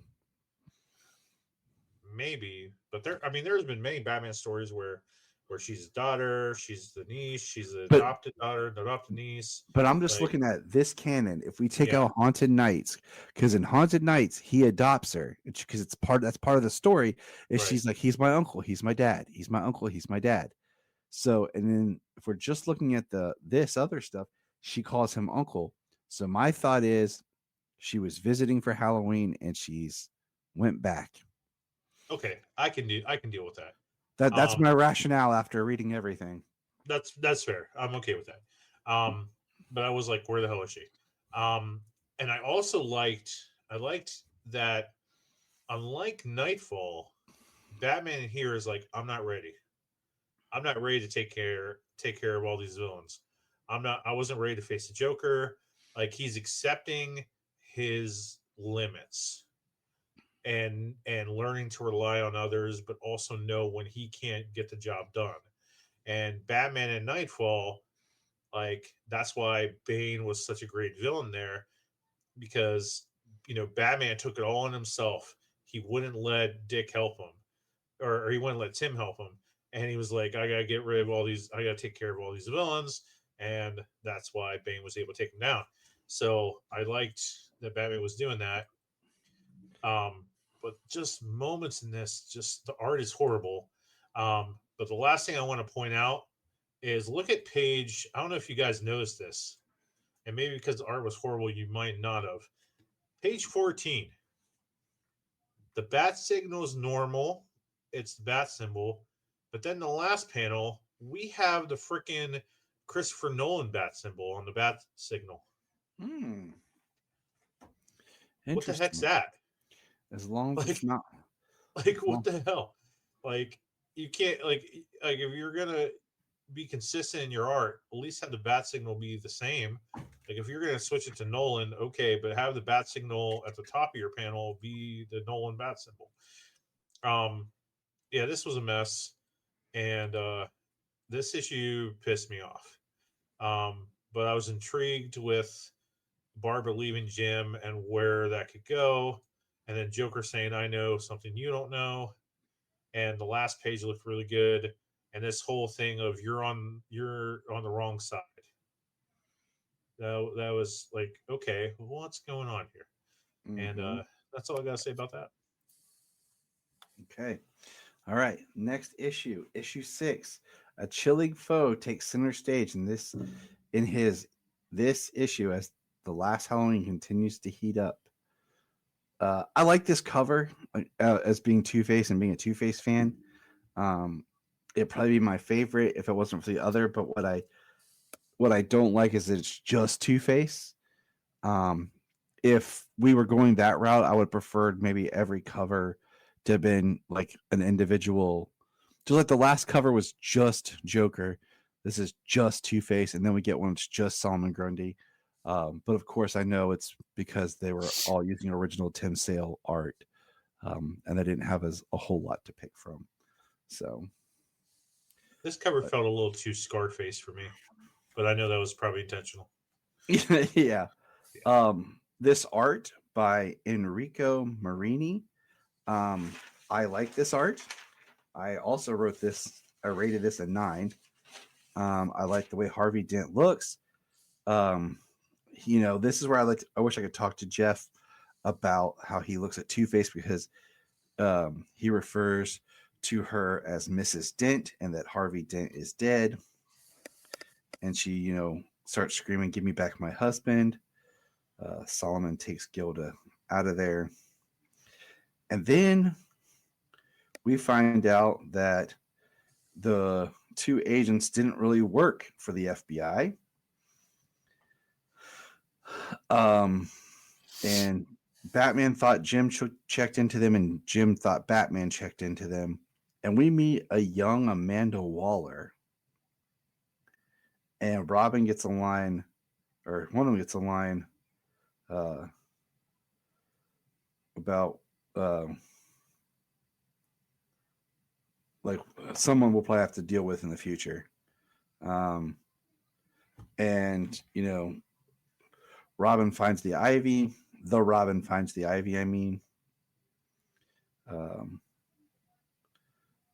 We're back at Catwoman at Mario's. Finds the gun behind the safe. The painting is a big deal. They're in. Robin has some great looking pants. We see, Two-Face, people in masks who are like Two-Face attacking Mr. Freeze's people. And Mr. Freeze is shot and his helmet cracks. They have to put like some special adhesive on it. Robin gets shot, and it's St. Patty's Day. And then we see Poison Ivy. And I will say, at the end, Poison Ivy has Mario Falcone. I like the look of this Poison Ivy better than the way that Tim designed Poison Ivy. I was never a big fan of the way he designed Poison Ivy. This feels very much like Tim Sale's Poison Ivy, but by this artist. So, James, let you go ahead and take over on your thoughts on the issue. I mean, I like the issue for the most part from the beginning. I mean, Gilda's wild, man. She took her belt off and whipped him with it and is choking him with it. That's a wild lady. Gilda's nuts, but continue. Yeah, she is. Well, I mean, she is a murderer. She is a serial killer, basically. So,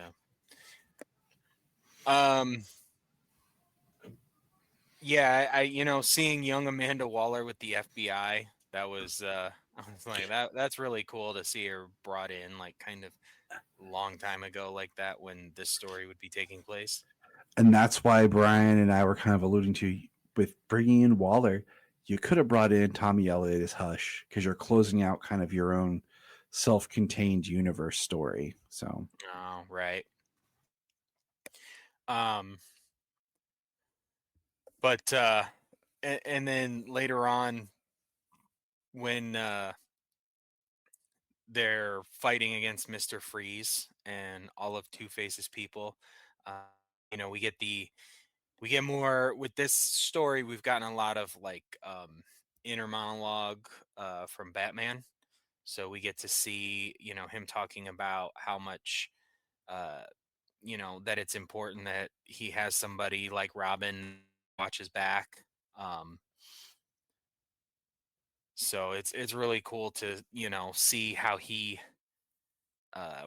thinks within these issues. Because he's always very stoic, and he doesn't give away that he cares about or to people or anything like that. So when you get to see him be vulnerable with his inner monologue like that, it's really cool. It at least humanizes the character. And Jeph Loeb's Batman is more human. He's certainly not Batgod. But the way he saves Victor Freeze when his glass helmet is broken. And yeah, like I was surprised when Robin got shot.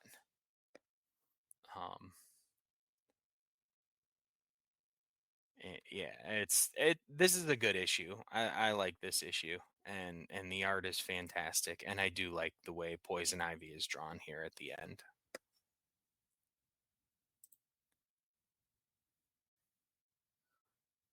All right, Bri. This is probably my second favorite issue. Could move to my favorite, but probably my second. I think Two-Face looks great. Really good. The art is very solid. Glinda pulling that belt, like I was like, what? Like, yeah, she's a freak. And I really liked kind of like the one part on page 6 where Two-Face has that like drool coming out of his mouth, It's like Solomon. I really like that. It was good seeing Amanda Waller. I did not see that coming. That was a really nice surprise. That was pretty cool. Looking like Foxy Brown there. Yeah, And I thought Batman looked great. I thought Robin looked really good. But in this art too, there's a good bit of inconsistency on the ears of the cow. But this Batman looks really good.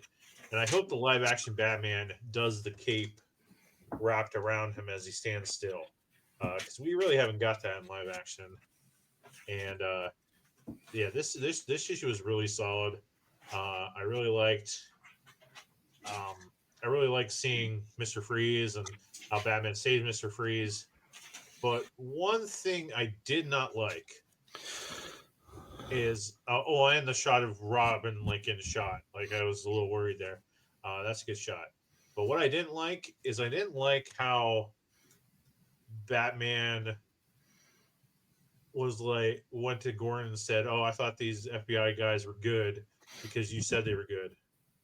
Like I know Batman's trying to trust people more, but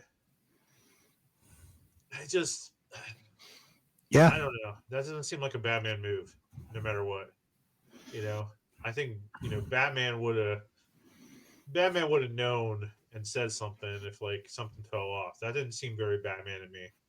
Like I know he's trying to trust some, and this is like the early first couple years, but I find it very hard to believe that Batman wouldn't pick up if someone was not an FBI agent.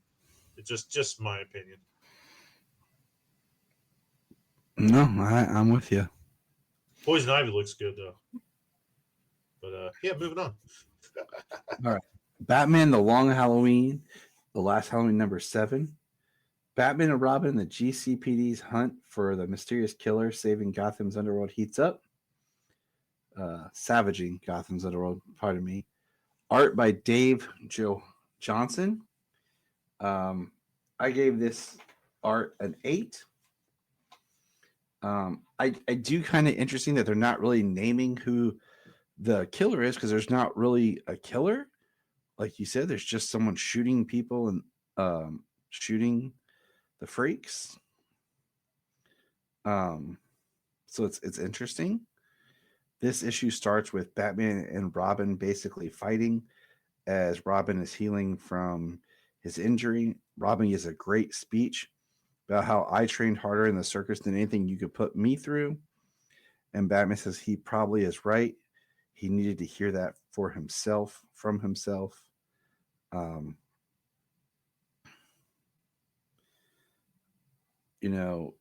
Jim Gordon is dealing with being left. We meet Lopez, who probably become Chief Lopez, but he's talking about Catwoman. This is where Dick really gets into the Ivy, and it's Mother's Day because we see that Batman visits his mother's grave while Dick has yet to visit his. There's a great page of Batman busting through the glass. And then when he fights Catwoman, only to help Catwoman to see that she has the ivy growing in her back, which is kind of a poetic back to how Catwoman was the one that saved Batman or saved Bruce Wayne, but without knowing it was Batman from Ivy in The Long Halloween. Upon her escape, Ivy shot in the leg and left, but then the person is shot too in the head, and it was the Calendar Man who shot Ivy, but someone's holding a gun on the Calendar Man. They find 2 bullets casings at the scene. This issue ends with Catwoman meeting Louisa Falcone at the dock, Sister Louisa, and then Robin leaving a yellow rose on his mother's grave. He says, "I'm Robin now, Batman's partner, but I'll always be your son." The coloring for this issue is great. Each page comes to life because of the colors. I think there's a few artists in here they could have kept with because their art style blends together that you don't really notice it's a different artist. But yeah, James, your turn on the issue.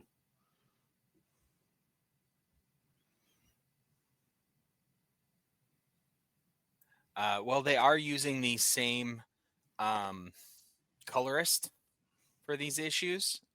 Dave Stewart has been the colorist on all but one or two of these issues so far. Which helps. I think having the same colorist really helps with the different artists to give that same story vibe. Yeah, the same shading, the same coloring kind of helps make the pictures look more like they belong together, even if they are drawn by somebody else. Certain things like Batman's ears that keep changing, short and long. Those are that's one of those annoying things. This is the issue here where Robin is talking about the ivy as he's trying to find as Batman has him in the cave researching, trying to find where they could have taken Mario. Like you said, I do like that Catwoman this time is being mind controlled by Ivy. I do like how that mirrors how Bruce was being controlled. This, I thought when Calendar Man showed up that be he might be doing the holiday thing, and then we got somebody who pulls the gun on him, Which was awesome. Yeah. And the ending, Robin, because Batman at the beginning said, you know what day it is. And but here at the end, Robin going to his parents' grave or his mother's grave. I love that. It was a beautiful end. It was a really nice, it was a good issue. Yeah, it was. Bryan, Robin saying to his mom that this is my new life. Yeah, that was powerful. And hi, I'm Bryan. So, hi, Bryan. Your thoughts on this issue? We on 7, right? Mm-hmm. Sorry, I had to urinate. Is this okay? Dave Johnson was the artist on this one. This art was pretty darn good, especially shadow wise. I really, I like this art. This art is probably like a 9.5 for me. Pretty solid, good coloring especially on Robin. Good pop. Him, Batman testing him with his arm, and him saying, "Newsflash, Bruce, I am healed." That was pretty sweet. That was pretty badass. Art was pretty darn good. I like this issue because Robin going to his mom's grave and the whole he has a purpose, him talking to his mom about kind of being a father figure to Dick. I thought that was pretty powerful. And that Ivy was kind of had the mind of Catwoman this time, and Catwoman saved Bruce in Long Halloween. Now Bruce is saving Catwoman. I kind of like that flip. And when Holiday shot Calendar Man, and then I was like, okay, that's good that there could be another Holiday thing, and it's someone different. And it wasn't Calendar Man, like that deep fake, but still, This is kind of where the story somewhat was falling apart for me. Like, I think this is where the story starts falling apart.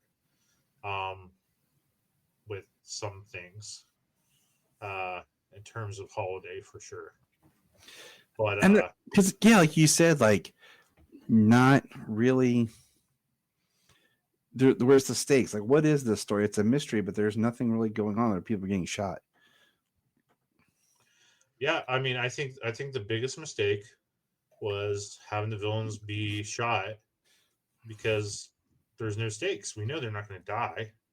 I mean, but if you would have really killed one, then yeah.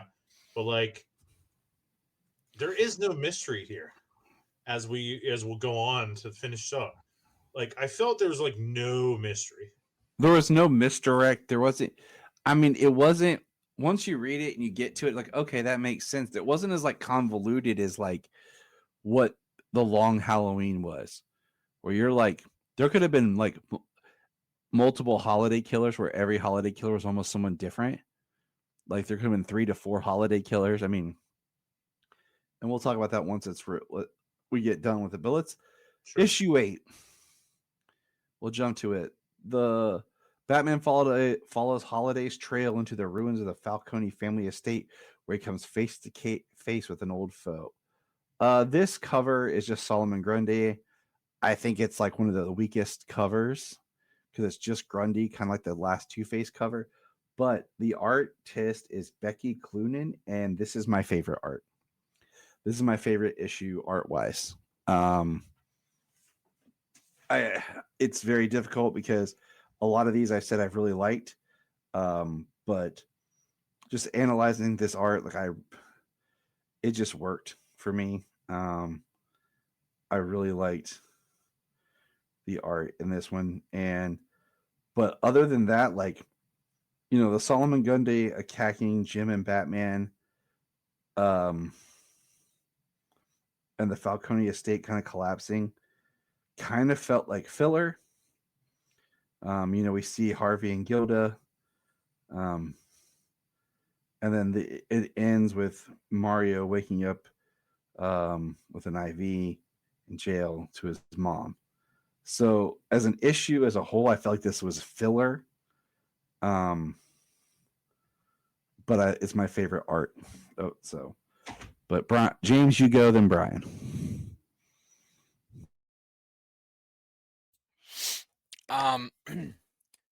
This issue wasn't too bad. It was great. It looked great.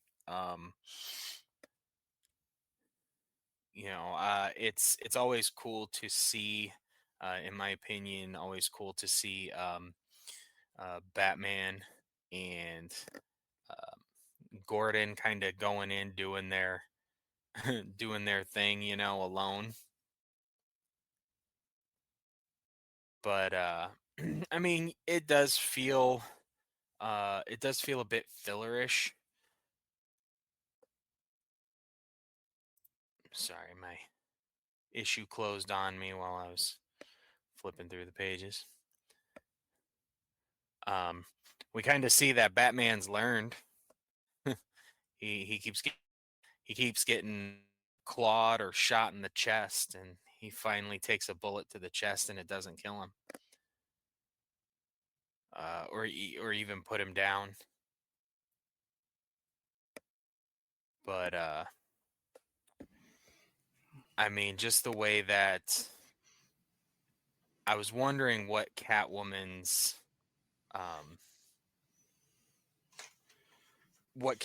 role in this story was. In this issue, they get to this point where she's saying you need to keep your promise, talking to Mario, that or keep your vow, she says. He certainly knows that Selina is Catwoman at this point. I mean, I think I have to look again when we get there. I think in issue 10, though, Batman does know that Selina is Catwoman.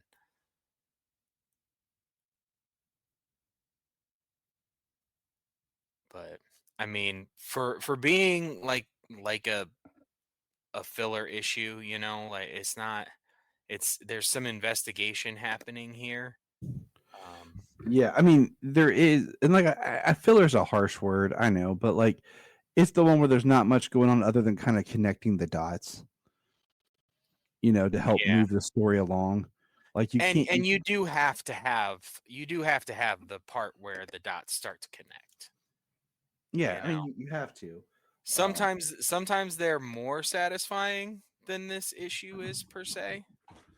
But No, I get you. yeah, I don't think it's quite my favorite issue of the run, but it looks great, and I think it needs to be there. All right, Brian. Yeah, this issue. I mean, art was solid, but Glinda saying we're gonna have a baby. I just kind of gave a big eye roll. If I was just like, yeah, okay, who cares? And like, um, and then you think, how long has she been pregnant? If they, she should be shown a bump. This is like, I thought right from the get go, it's a con. She's just using this to manipulate Harvey so she can, or Two-Face, Harvey, whatever, so she can get what she wants. Like, it was just a huge eye roll because, and this is where it really came to me, like, I haven't read any of Hush 2 yet, but the problem with Jeph Loeb is a problem with like J.J. Abrams has. Mystery box. They both can't write an ending. Mm-hmm. Oftentimes. Well, I started reading H2, and I think I read the first 2 or 3 issues, and I said, no, I'm just gonna wait till it's all done. And I cannot tell you what happened in those issues. No, please don't. Like, and I started reading it, and I was just like, see, yeah, I'm kind of lost. And I feel like Jeph Loeb is a very, very, very talented writer, but maybe he's Amazing writer. Losing just a little bit of like going back to his old material. Like when his Superman run, I liked his Batman Superman run for sure. I liked with World's Finest and stuff. And I felt Dark Victory had a more solid ending than Long Halloween did. What? Hold that thought, because screw it. I think Dark Victory is his most solid work in this series. I think it's the strong, and I'm going to throw this out there. I think these 3 stories, if we look at Long Halloween, Dark, and Last Halloween, I think is probably the best Batman trilogy. Yeah. I mean, and if you look at it compared to Star Wars, Dark Victory is The Empire Strikes Back. This is Return of the Jedi, where it's good, but there's some things you're just kind of like, But I think, yeah, that's fair. Yeah, I think you could tweak it a little bit, but yeah, I think it's going to come out. I still think this is the most solid Batman trilogy ever. And I think if you did this in any kind of medium, I was sitting here, I'm wearing the shirt, but like the Cape Crusader cartoon, I think would be amazing to see this story in. So like it's really set more in the past. Because the whole thing with Selena Kyle trying to figure out if she's Falcone's daughter. DNA test, like, you know what I'm saying? Like, you just get that right.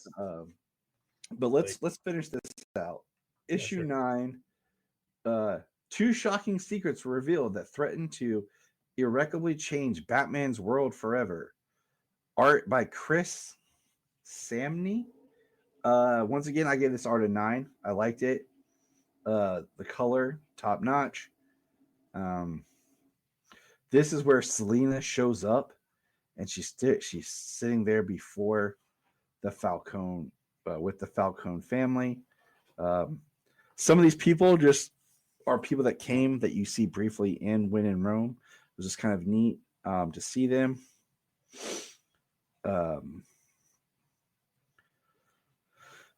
This is where we see that, like, the Joker, we see him again. He looks good. I like the look of this Joker.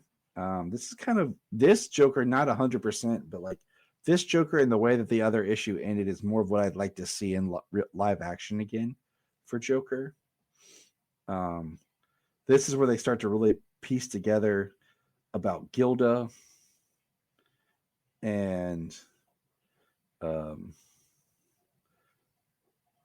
she was a marksman, and all this is where they really, and this is where it gets kind of mucky about Two-Face is still alive and he knows about us, and the baby, and Gilda is revealed to be, I guess, in a relationship with Mario Falcone. And that's where I was kind of like, wait, what?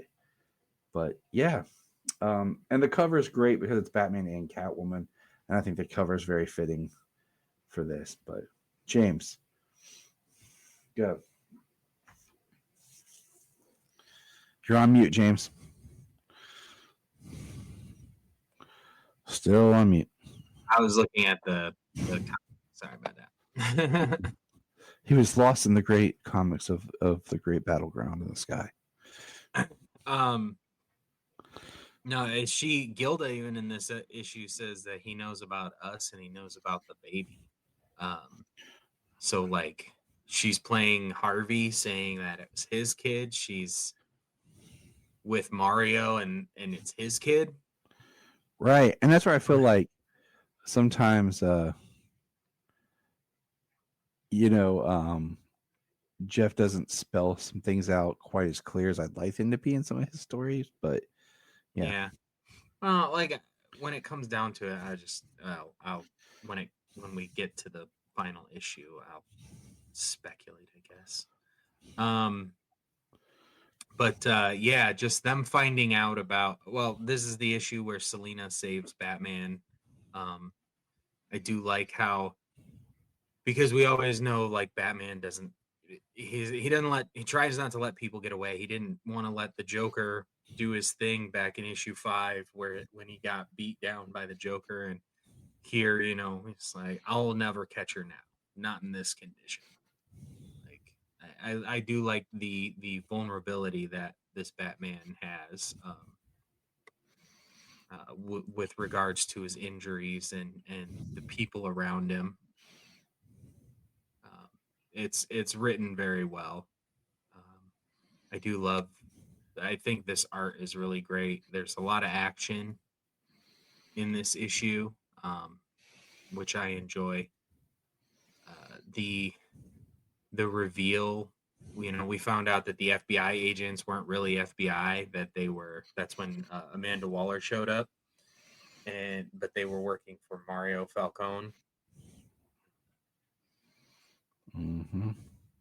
Batman, I like Batman and Robin talking about their, the investigation, and Robin, how he missed the fact that those guys were there.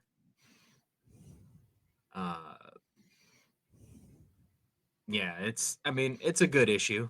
It's, it feels like a penultimate issue. Mm-hmm. All right, Bryan, go. This issue was, it was fine. With Gilda, Glinda, whatever, playing both sides. I was like, yeah, okay, whatever. And I think the only thing I really took from this for the future is that this could be a little bit of what stuff might happen in Batman 2 with what the heck's his name? Matt Reeves' Batman 2, because with Catwoman knowing that she's Carmine's daughter, and how they pulled the When in Rome Long Halloween stuff, and the Batman, and like Catwoman talking to Sophia, we could see this power play with Catwoman and the Falcons and Sophia and stuff them working together and being part of the family. Like, this could be like a little future telling of how things can go. But a lot of stuff that happened in this issue, with the reveals and the penultimate, whatever, I just didn't care. like this. Like I said, the only way that this story is going to pull something if there is some major twist at the end, and there is some other holiday killer that's not Linda or Harvey or Counterman or whatever. Like, and Joker did look good in this though, but I was just feeling like, give me some more. Like, give me something that I didn't see coming. Give me something. And I just wasn't feeling it, man. Like, I just didn't really care. Like, it just, I don't know. It felt at this point on this issue 9, it just felt like you could have just did another special or maybe 2 more specials and just wrapped it up and just called it like the last, or call it the last Halloween, the final trick or something like a trick or treat thing, but call it the final trick. And it just be like one big issue, maybe 70 pages, and then that's it. And then you just wrap this up. Because to do 10 issues with this, it's just, why? It's a lot of puff. It's a lot of puff. There's no stakes here. There's nothing that's giving me anything new to the story. Like, it's just, it was, I don't know. It really pissed me off at this point. Yeah, go ahead, buddy. I'm sorry. I'm just pissed off. No, you're fine, because a lot of it is puff. And like I said, going back and rereading a couple times, I'm like, did I miss things? But the stakes, what's going on? Like, if you had actually got rid of some of the actual villains, or someone, like, how great would it have been if it starts off somebody murdered Mr. Freeze, or like somebody murdered the Penguin, or somebody murdered the Riddler. Like you guys said, start off the first issue, somebody murdered the Riddler. Yeah, like, and, yep. And now you're like, oh wow, for real? Like, okay. So piggybacking on what we said about like how the Riddler got killed, the big reveal here should have been like, we killed Riddler in issue 1, or 2, or whatever it was. But the big reveal is the reason Riddler didn't die and on April Fool's Day is because it wasn't Glinda that didn't kill him. It wasn't whatever. It was literally, there was another holiday. There was someone that we didn't even realize. And that one just decided not to kill him. But then came back and killed him this time to say, like, there's something you didn't know. Well, I don't know, whatever. Like, there needed to be something that was just like, whoa. And there was no whoa. Mm-hmm. No whoa. There was no whoa. But yeah, good. So issue 10, let's get into it. Let's finish this up. Here's literally the description. It's all been leading to this: the heart-pounding conclusion to Batman: The Long Halloween, the last Halloween. Don't miss it. I like this cover. I think the cover's great. It's like, you see all of the villains. You see Batman. I think it's really good. The art is done by Matteo Scalera, and I rated this art a 6. I don't like that this is the art they use to close out this story, because this one a couple times, like the second page, the pumpkins on Arkham's Gate, is awesome, but I feel like this came way too fast and too hard. So basically, it's Batman with the GCPD going to Arkham, where there's a battle between basically the mobsters of the Falcone with the clown mask dude, who's, I guess, the new Holiday, versus the Freaks. And this, I almost felt like they waited too much and then they threw too much into this, to where I felt like a couple times I missed something in the story. And a lot of that goes to the art, because I feel like the art, sometimes I was missing a panel, missing a frame or something. We see Gilda dressed up in the trench coat with the hood and hat, not hood, the hat, and Catwoman punches her. And then Two-Face shoots Jim Gordon. Then the clown guy shows up with a gun, points it at Gilda, and gets shot by Two-Face. He goes down. We see that it's Mario Falcone, and probably the worst reveal art panel there ever was. These 2 pages. Because it's so like his face is to the side, the art, like it's very poorly done. Two-Face kills Mario, then gives up, and that's kind of it. And then we see Gilda, a great shot of Gilda and Harvey, where she's locked up back in Nantucket at the Squire Institute, and he's in Gotham State Prison. We actually start to see how obsessed she is with Harvey. Then we kind of wrap stuff up with Catwoman and Batman, and then we have Jim Gordon and Robin talk with the snow, and basically, says it's just Robin, not the Robin. And then we have the kind of back to where the Long Halloween started with, I believe in Gotham City, and then Batman thinking, I miss Harvey Dent. And that's in. And I just felt like all the crap that you put in this issue, you could have put back in, like, you could have put stuff from issue 9 into issue 8 and made issue 8 better. And then stuff that's in this could have been put in 9 and 10 and really made this. And I see this too often in comics where it's like story. And then the last issue that concludes it is like art. Just splash page, boom, big, bam, bam, with very little story, and it's done. And in this, I needed some of that art to help me tell this story, because I felt like, being that it was a different artist, I had not seen some of these characters drawn by this artist yet, that I wasn't sure the characters I was looking at, and I rate the art a 6.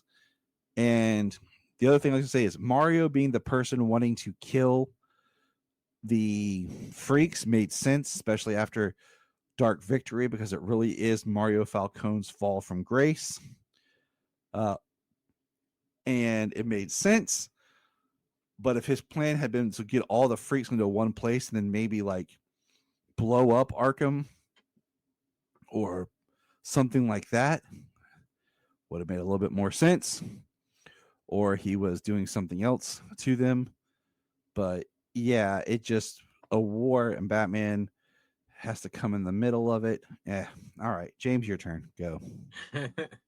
I mean, you're right. It's very much like a lot of the writing of today, where it's just, story, and then there's a little bit of a drag period, and then just like flat out just try and rush it to the end. We do get a lot in this.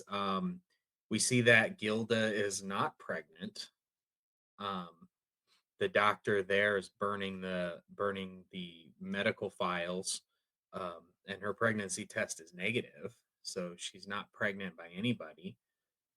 It's really like, what she's obsessed with Harvey. She wants Harvey. What's her plan? Is it just to try and get Mario and the Freaks to kill each other so she can have Harvey for herself? I don't know. I'm not sure what the plan was. Yeah. I mean, if it's all about Harvey, if it's all about her wanting to be with him and everything, I mean, what's her plan? That's kind of the only thing that makes sense. But if that's the case, Harvey's kind of like the guy leading the freaks, you know? Is she just, you know, smitten because he's her Apollo and that he's not going to that he's not going to die in all of this? I really don't know. So there's some opening, you know, some plot holes, some kind of unexplained stuff there, but for the most part, I mean, the connections that it has, Selena and the Falcons, you know, Batman and Robin and Jim Gordon kind of, you know, going forward, finally moving past the holiday stuff, to like he said, I believe in Gotham City, you know, to try and save Gotham. I do. The ending is really nice. I do really like the ending. Yeah, the But, sweet like, the goodbye. very for, end. like, yeah. So, I mean, it was cool to see, you know, just Batman, Robin, and Gordon and Lopez kind of go go at Arkham, and like jump in the middle of a war. That's kind of how how they do, you know. That's kind of how especially Batman really operates, you know. When it comes to Batman, it's always like something happens and then Batman's got to intervene. There's less, you know, it's always Batman is always taken off the board so that way the bad guys can seem to win and have control, and then he's got to wrest that back from them.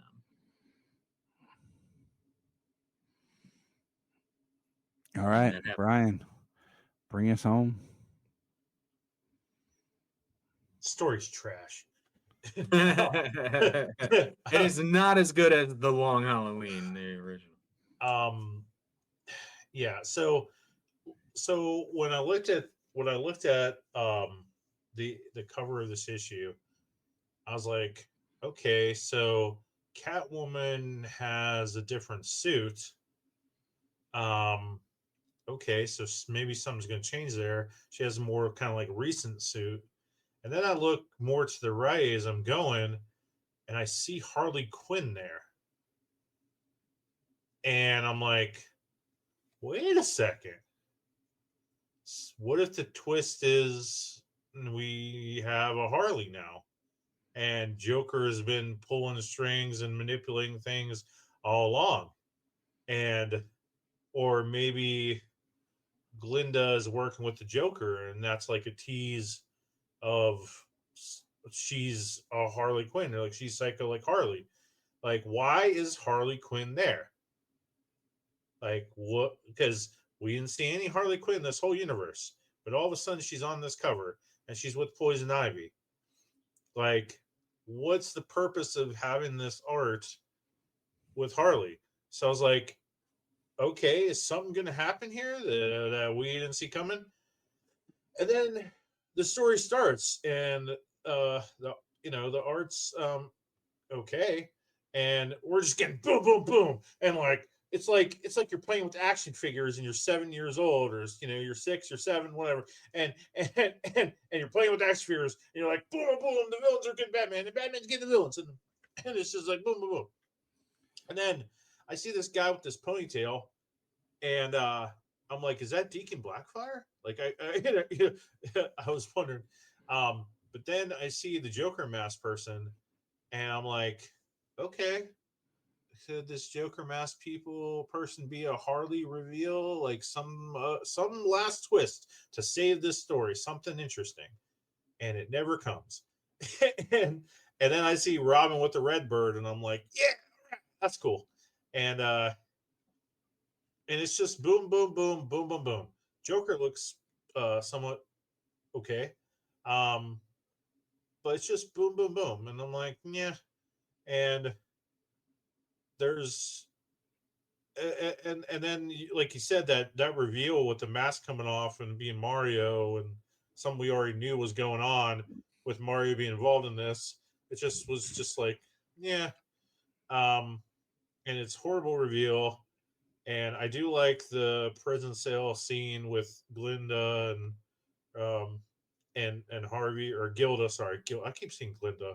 You got Wicked on the brain. I got Wicked on the brain. Yeah. Um, with Gilda, I do like that shot. That's really a good shot. And the ending was okay. You know, I believe Gotham City, Catwoman. You know, we're gonna work together. But what did this bring to the table? What new stuff did we get here? Like with the Long Halloween, we get arguably the greatest Batman story. Arguably. We got the elimination of all of Carmine's children except Catwoman. Yep. You know, we finally got, okay, yeah. The last Falcone, Major Falcone child dead. If you're looking at, the first one we kill off Carmine, the second one Sophia and Alberto, and then this one was Mario. Okay, but like other than that, like we just get another adventure, but there's no grand like mythos level or no grand anything. And like you were talking about the cover. Yeah. I didn't pay any attention to the covers really about being part of the story because they literally said from the beginning the covers were just art that was left that Tim had done. Like the last issue, number 10, one of the last things that Tim had drawn. And they were just using the art that he had that had never been published. That's why like some of the covers are just a single character. They don't really relate to the issue that much because he wasn't drawing them for the issues. They were just taking like a pile of his art that they had and was like, okay, we're going to use this piece of Tim Sale art that he did for this issue because that's what we're working with. This one was. I wouldn't have done that because part of what made the Long Halloween great is that you get the issue with the villain on the cover, and that's the villain that we're focusing on for that holiday, or but whatever. I mean, they did the best they could with honoring a dead man. I would, yeah. They wanted Tim to be a part of it, so they used his art for the covers. Of course, I mean there are alternate covers, but yeah, they used his art for the covers, and then another artist inside. But I don't. It's just there didn't seem to be any stakes. There didn't seem to be to add much to the Batman mythos. Dark Victory gave us Robin. Like it didn't add anything. Like this could have been an email. I mean, like if like you said with the stakes, if they had started where some like you kill off the Riddler and you're trying to figure out who killed the Riddler, and then you have Catwoman shot, and then like someone's going after the freaks, the super villains, and you really have this mystery and this puzzle. Like one thing that makes the Long Halloween so interesting is in Dark Victory there's a lot of like twists and turns and a lot of layered characters. And if this had been something about if we had just never had Mario in this, just this figure showing up, and we had Gilda's return and stuff, but like, and then we got something at the end where we saw two people in the kind of holiday with the clown thing, and it had been ta-da, like there was two of them. One was Gilda, one was Mario, and we really seen Mario had cracked. And we got a couple deaths, like maybe Victor Zsasz shows up and he gets killed. Sure, yeah. Julian Day gets killed, like straight up, like that, where that scene where he got shot in the back head, like he got shot dead. Like if there had felt like I was reading something where the first is kind of the rise of the supervillain,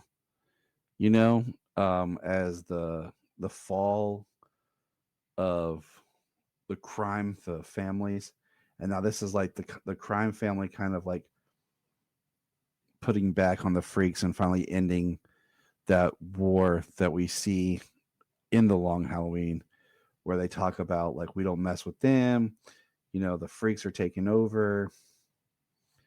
I mean, it'll be a while probably till I reread it again. It was okay. It had interesting points. Like even the Catwoman and Batman relationship didn't feel as dynamic as we had previously. But you know, I like the special, and yeah. But I mean, that's it. We've been going for 2 hours, boys. Last thoughts. It's a behemoth. Yeah. I mean, you know, it was a lot. For the most part, it was pretty good all the way through. It's just the resolution, it was lacking. But I mean, I'll reread it again once I you know read the Long Halloween, Dark Victory. You'll get more out of the it. Whole thing, yeah. You'll get more out of it, but then you'll also come to like I think where Bryan and I are, where you get more out of it, but you expect more out of it. Right. So, Bryan, Yeah. closing thoughts. I think I'm gonna have to like read it all together again, as one big thing. But I just, you know, I feel it's fine. But I think your analogy of the Star Wars original trilogy really hits a spot on that. Like, except Return of the Jedi, you know, adds some new stuff. but Yeah. but, I mean, yeah. but like it just didn't really deliver. Like there's so many, I think, missed opportunities they could have done with. Like this could have just been like a counterman war against being forgotten or whatever. Like it just really disappointed me, and I think it disappointed me so much because the Long Halloween and Dark Victory were just my favorite Batman stories. And like being 10 years old and reading these stories as they came out as a kid, and you know, my uncle Archie saying, you got to read this, like this is great Batman stuff. As it came out, I just felt this made me fall in love with Batman and just a Long Halloween, and just and it just kind of broke my heart that like it just didn't deliver at the end. And Tim being gone, it kind of makes his loss hurt even more. That this story kind of didn't deliver. I don't know. No, I It's get just you. it's a lot of it's just a lot of emotions there that like it almost feels like this story really didn't need to happen. Like that special kind of just Yeah, the special left us in a enough for me. Yeah. And like you said, if you had just done one more like larger special, Yeah, it would have been fun. or like even like 2-issue special, you know, just like release it like October, November, or like September, October, you know, would have been something. And I think something that could have made it unique is at the end where you had the holiday. We'll call it the holiday killer. That's kind of what they refer to it. They don't. And there's 3 of them or something where it's Mario, Gilda, and like a surprise character that, you know, like you said, like a Harley Quinn, or maybe even Mario's mother or something, where we find out that they all had their own plan. That's why it wasn't happening distinctly on holidays and stuff. It's like they all had their own kind of groups. Because I mean, we saw how each time there was a hit, like we saw 3 times they had the Joker mask, the Two-Face mask, and then the Scarecrow mask in the background. It could have been like, and then we had all 3 of them pull guns on each other and realize like it had just, that's why the police were having a hard time figuring things out, was because there was 3 distinctive people operating in the same fashion trying to copy this killer. Oh, and one was the calendar man. That's what it was. Julian Day, Gilda, and Mario. All 3 are like trying to outdo each other, and we didn't need Gilda and Mario to kind of be together. Because I feel like some of that felt like maybe maybe Jeph had watched the film version where, I think Tim Sheridan had done a good job of tightening up some elements and making a clean film with the Long Halloween story. And Loeb was kind of like, oh, I'll kind of pick a couple things out of that and put it in here. But that's what we got to say about the last Halloween. I kind of feel like the Mario Falcone and the Alberto Falcone like connection with the movie and this story, at least her using him. Yeah. Something, some sort of connection in a way. Yep, exactly. But Bryan, thanks for being here, buddy. Take care. Thanks for having me, Chief. Always glad. James, way to just be you. We like who you. You're welcome. We like who you are, And remember, Look up in the sky! thank you for checking out the Krypton Report. Please click our link tree in the show notes to follow us on your favorite social media platform. We have a $1 Patreon, just $1 a month to keep us going. And in return, you get exclusive shows and specials. If you want to join us on an episode, send us an email or a message. Hi, this is David Patrick Wilson. I played Superman, Clark Kent, in the television production of It's a Bird, It's a Plane. Enjoying every minute of being right here on the Krypton Report.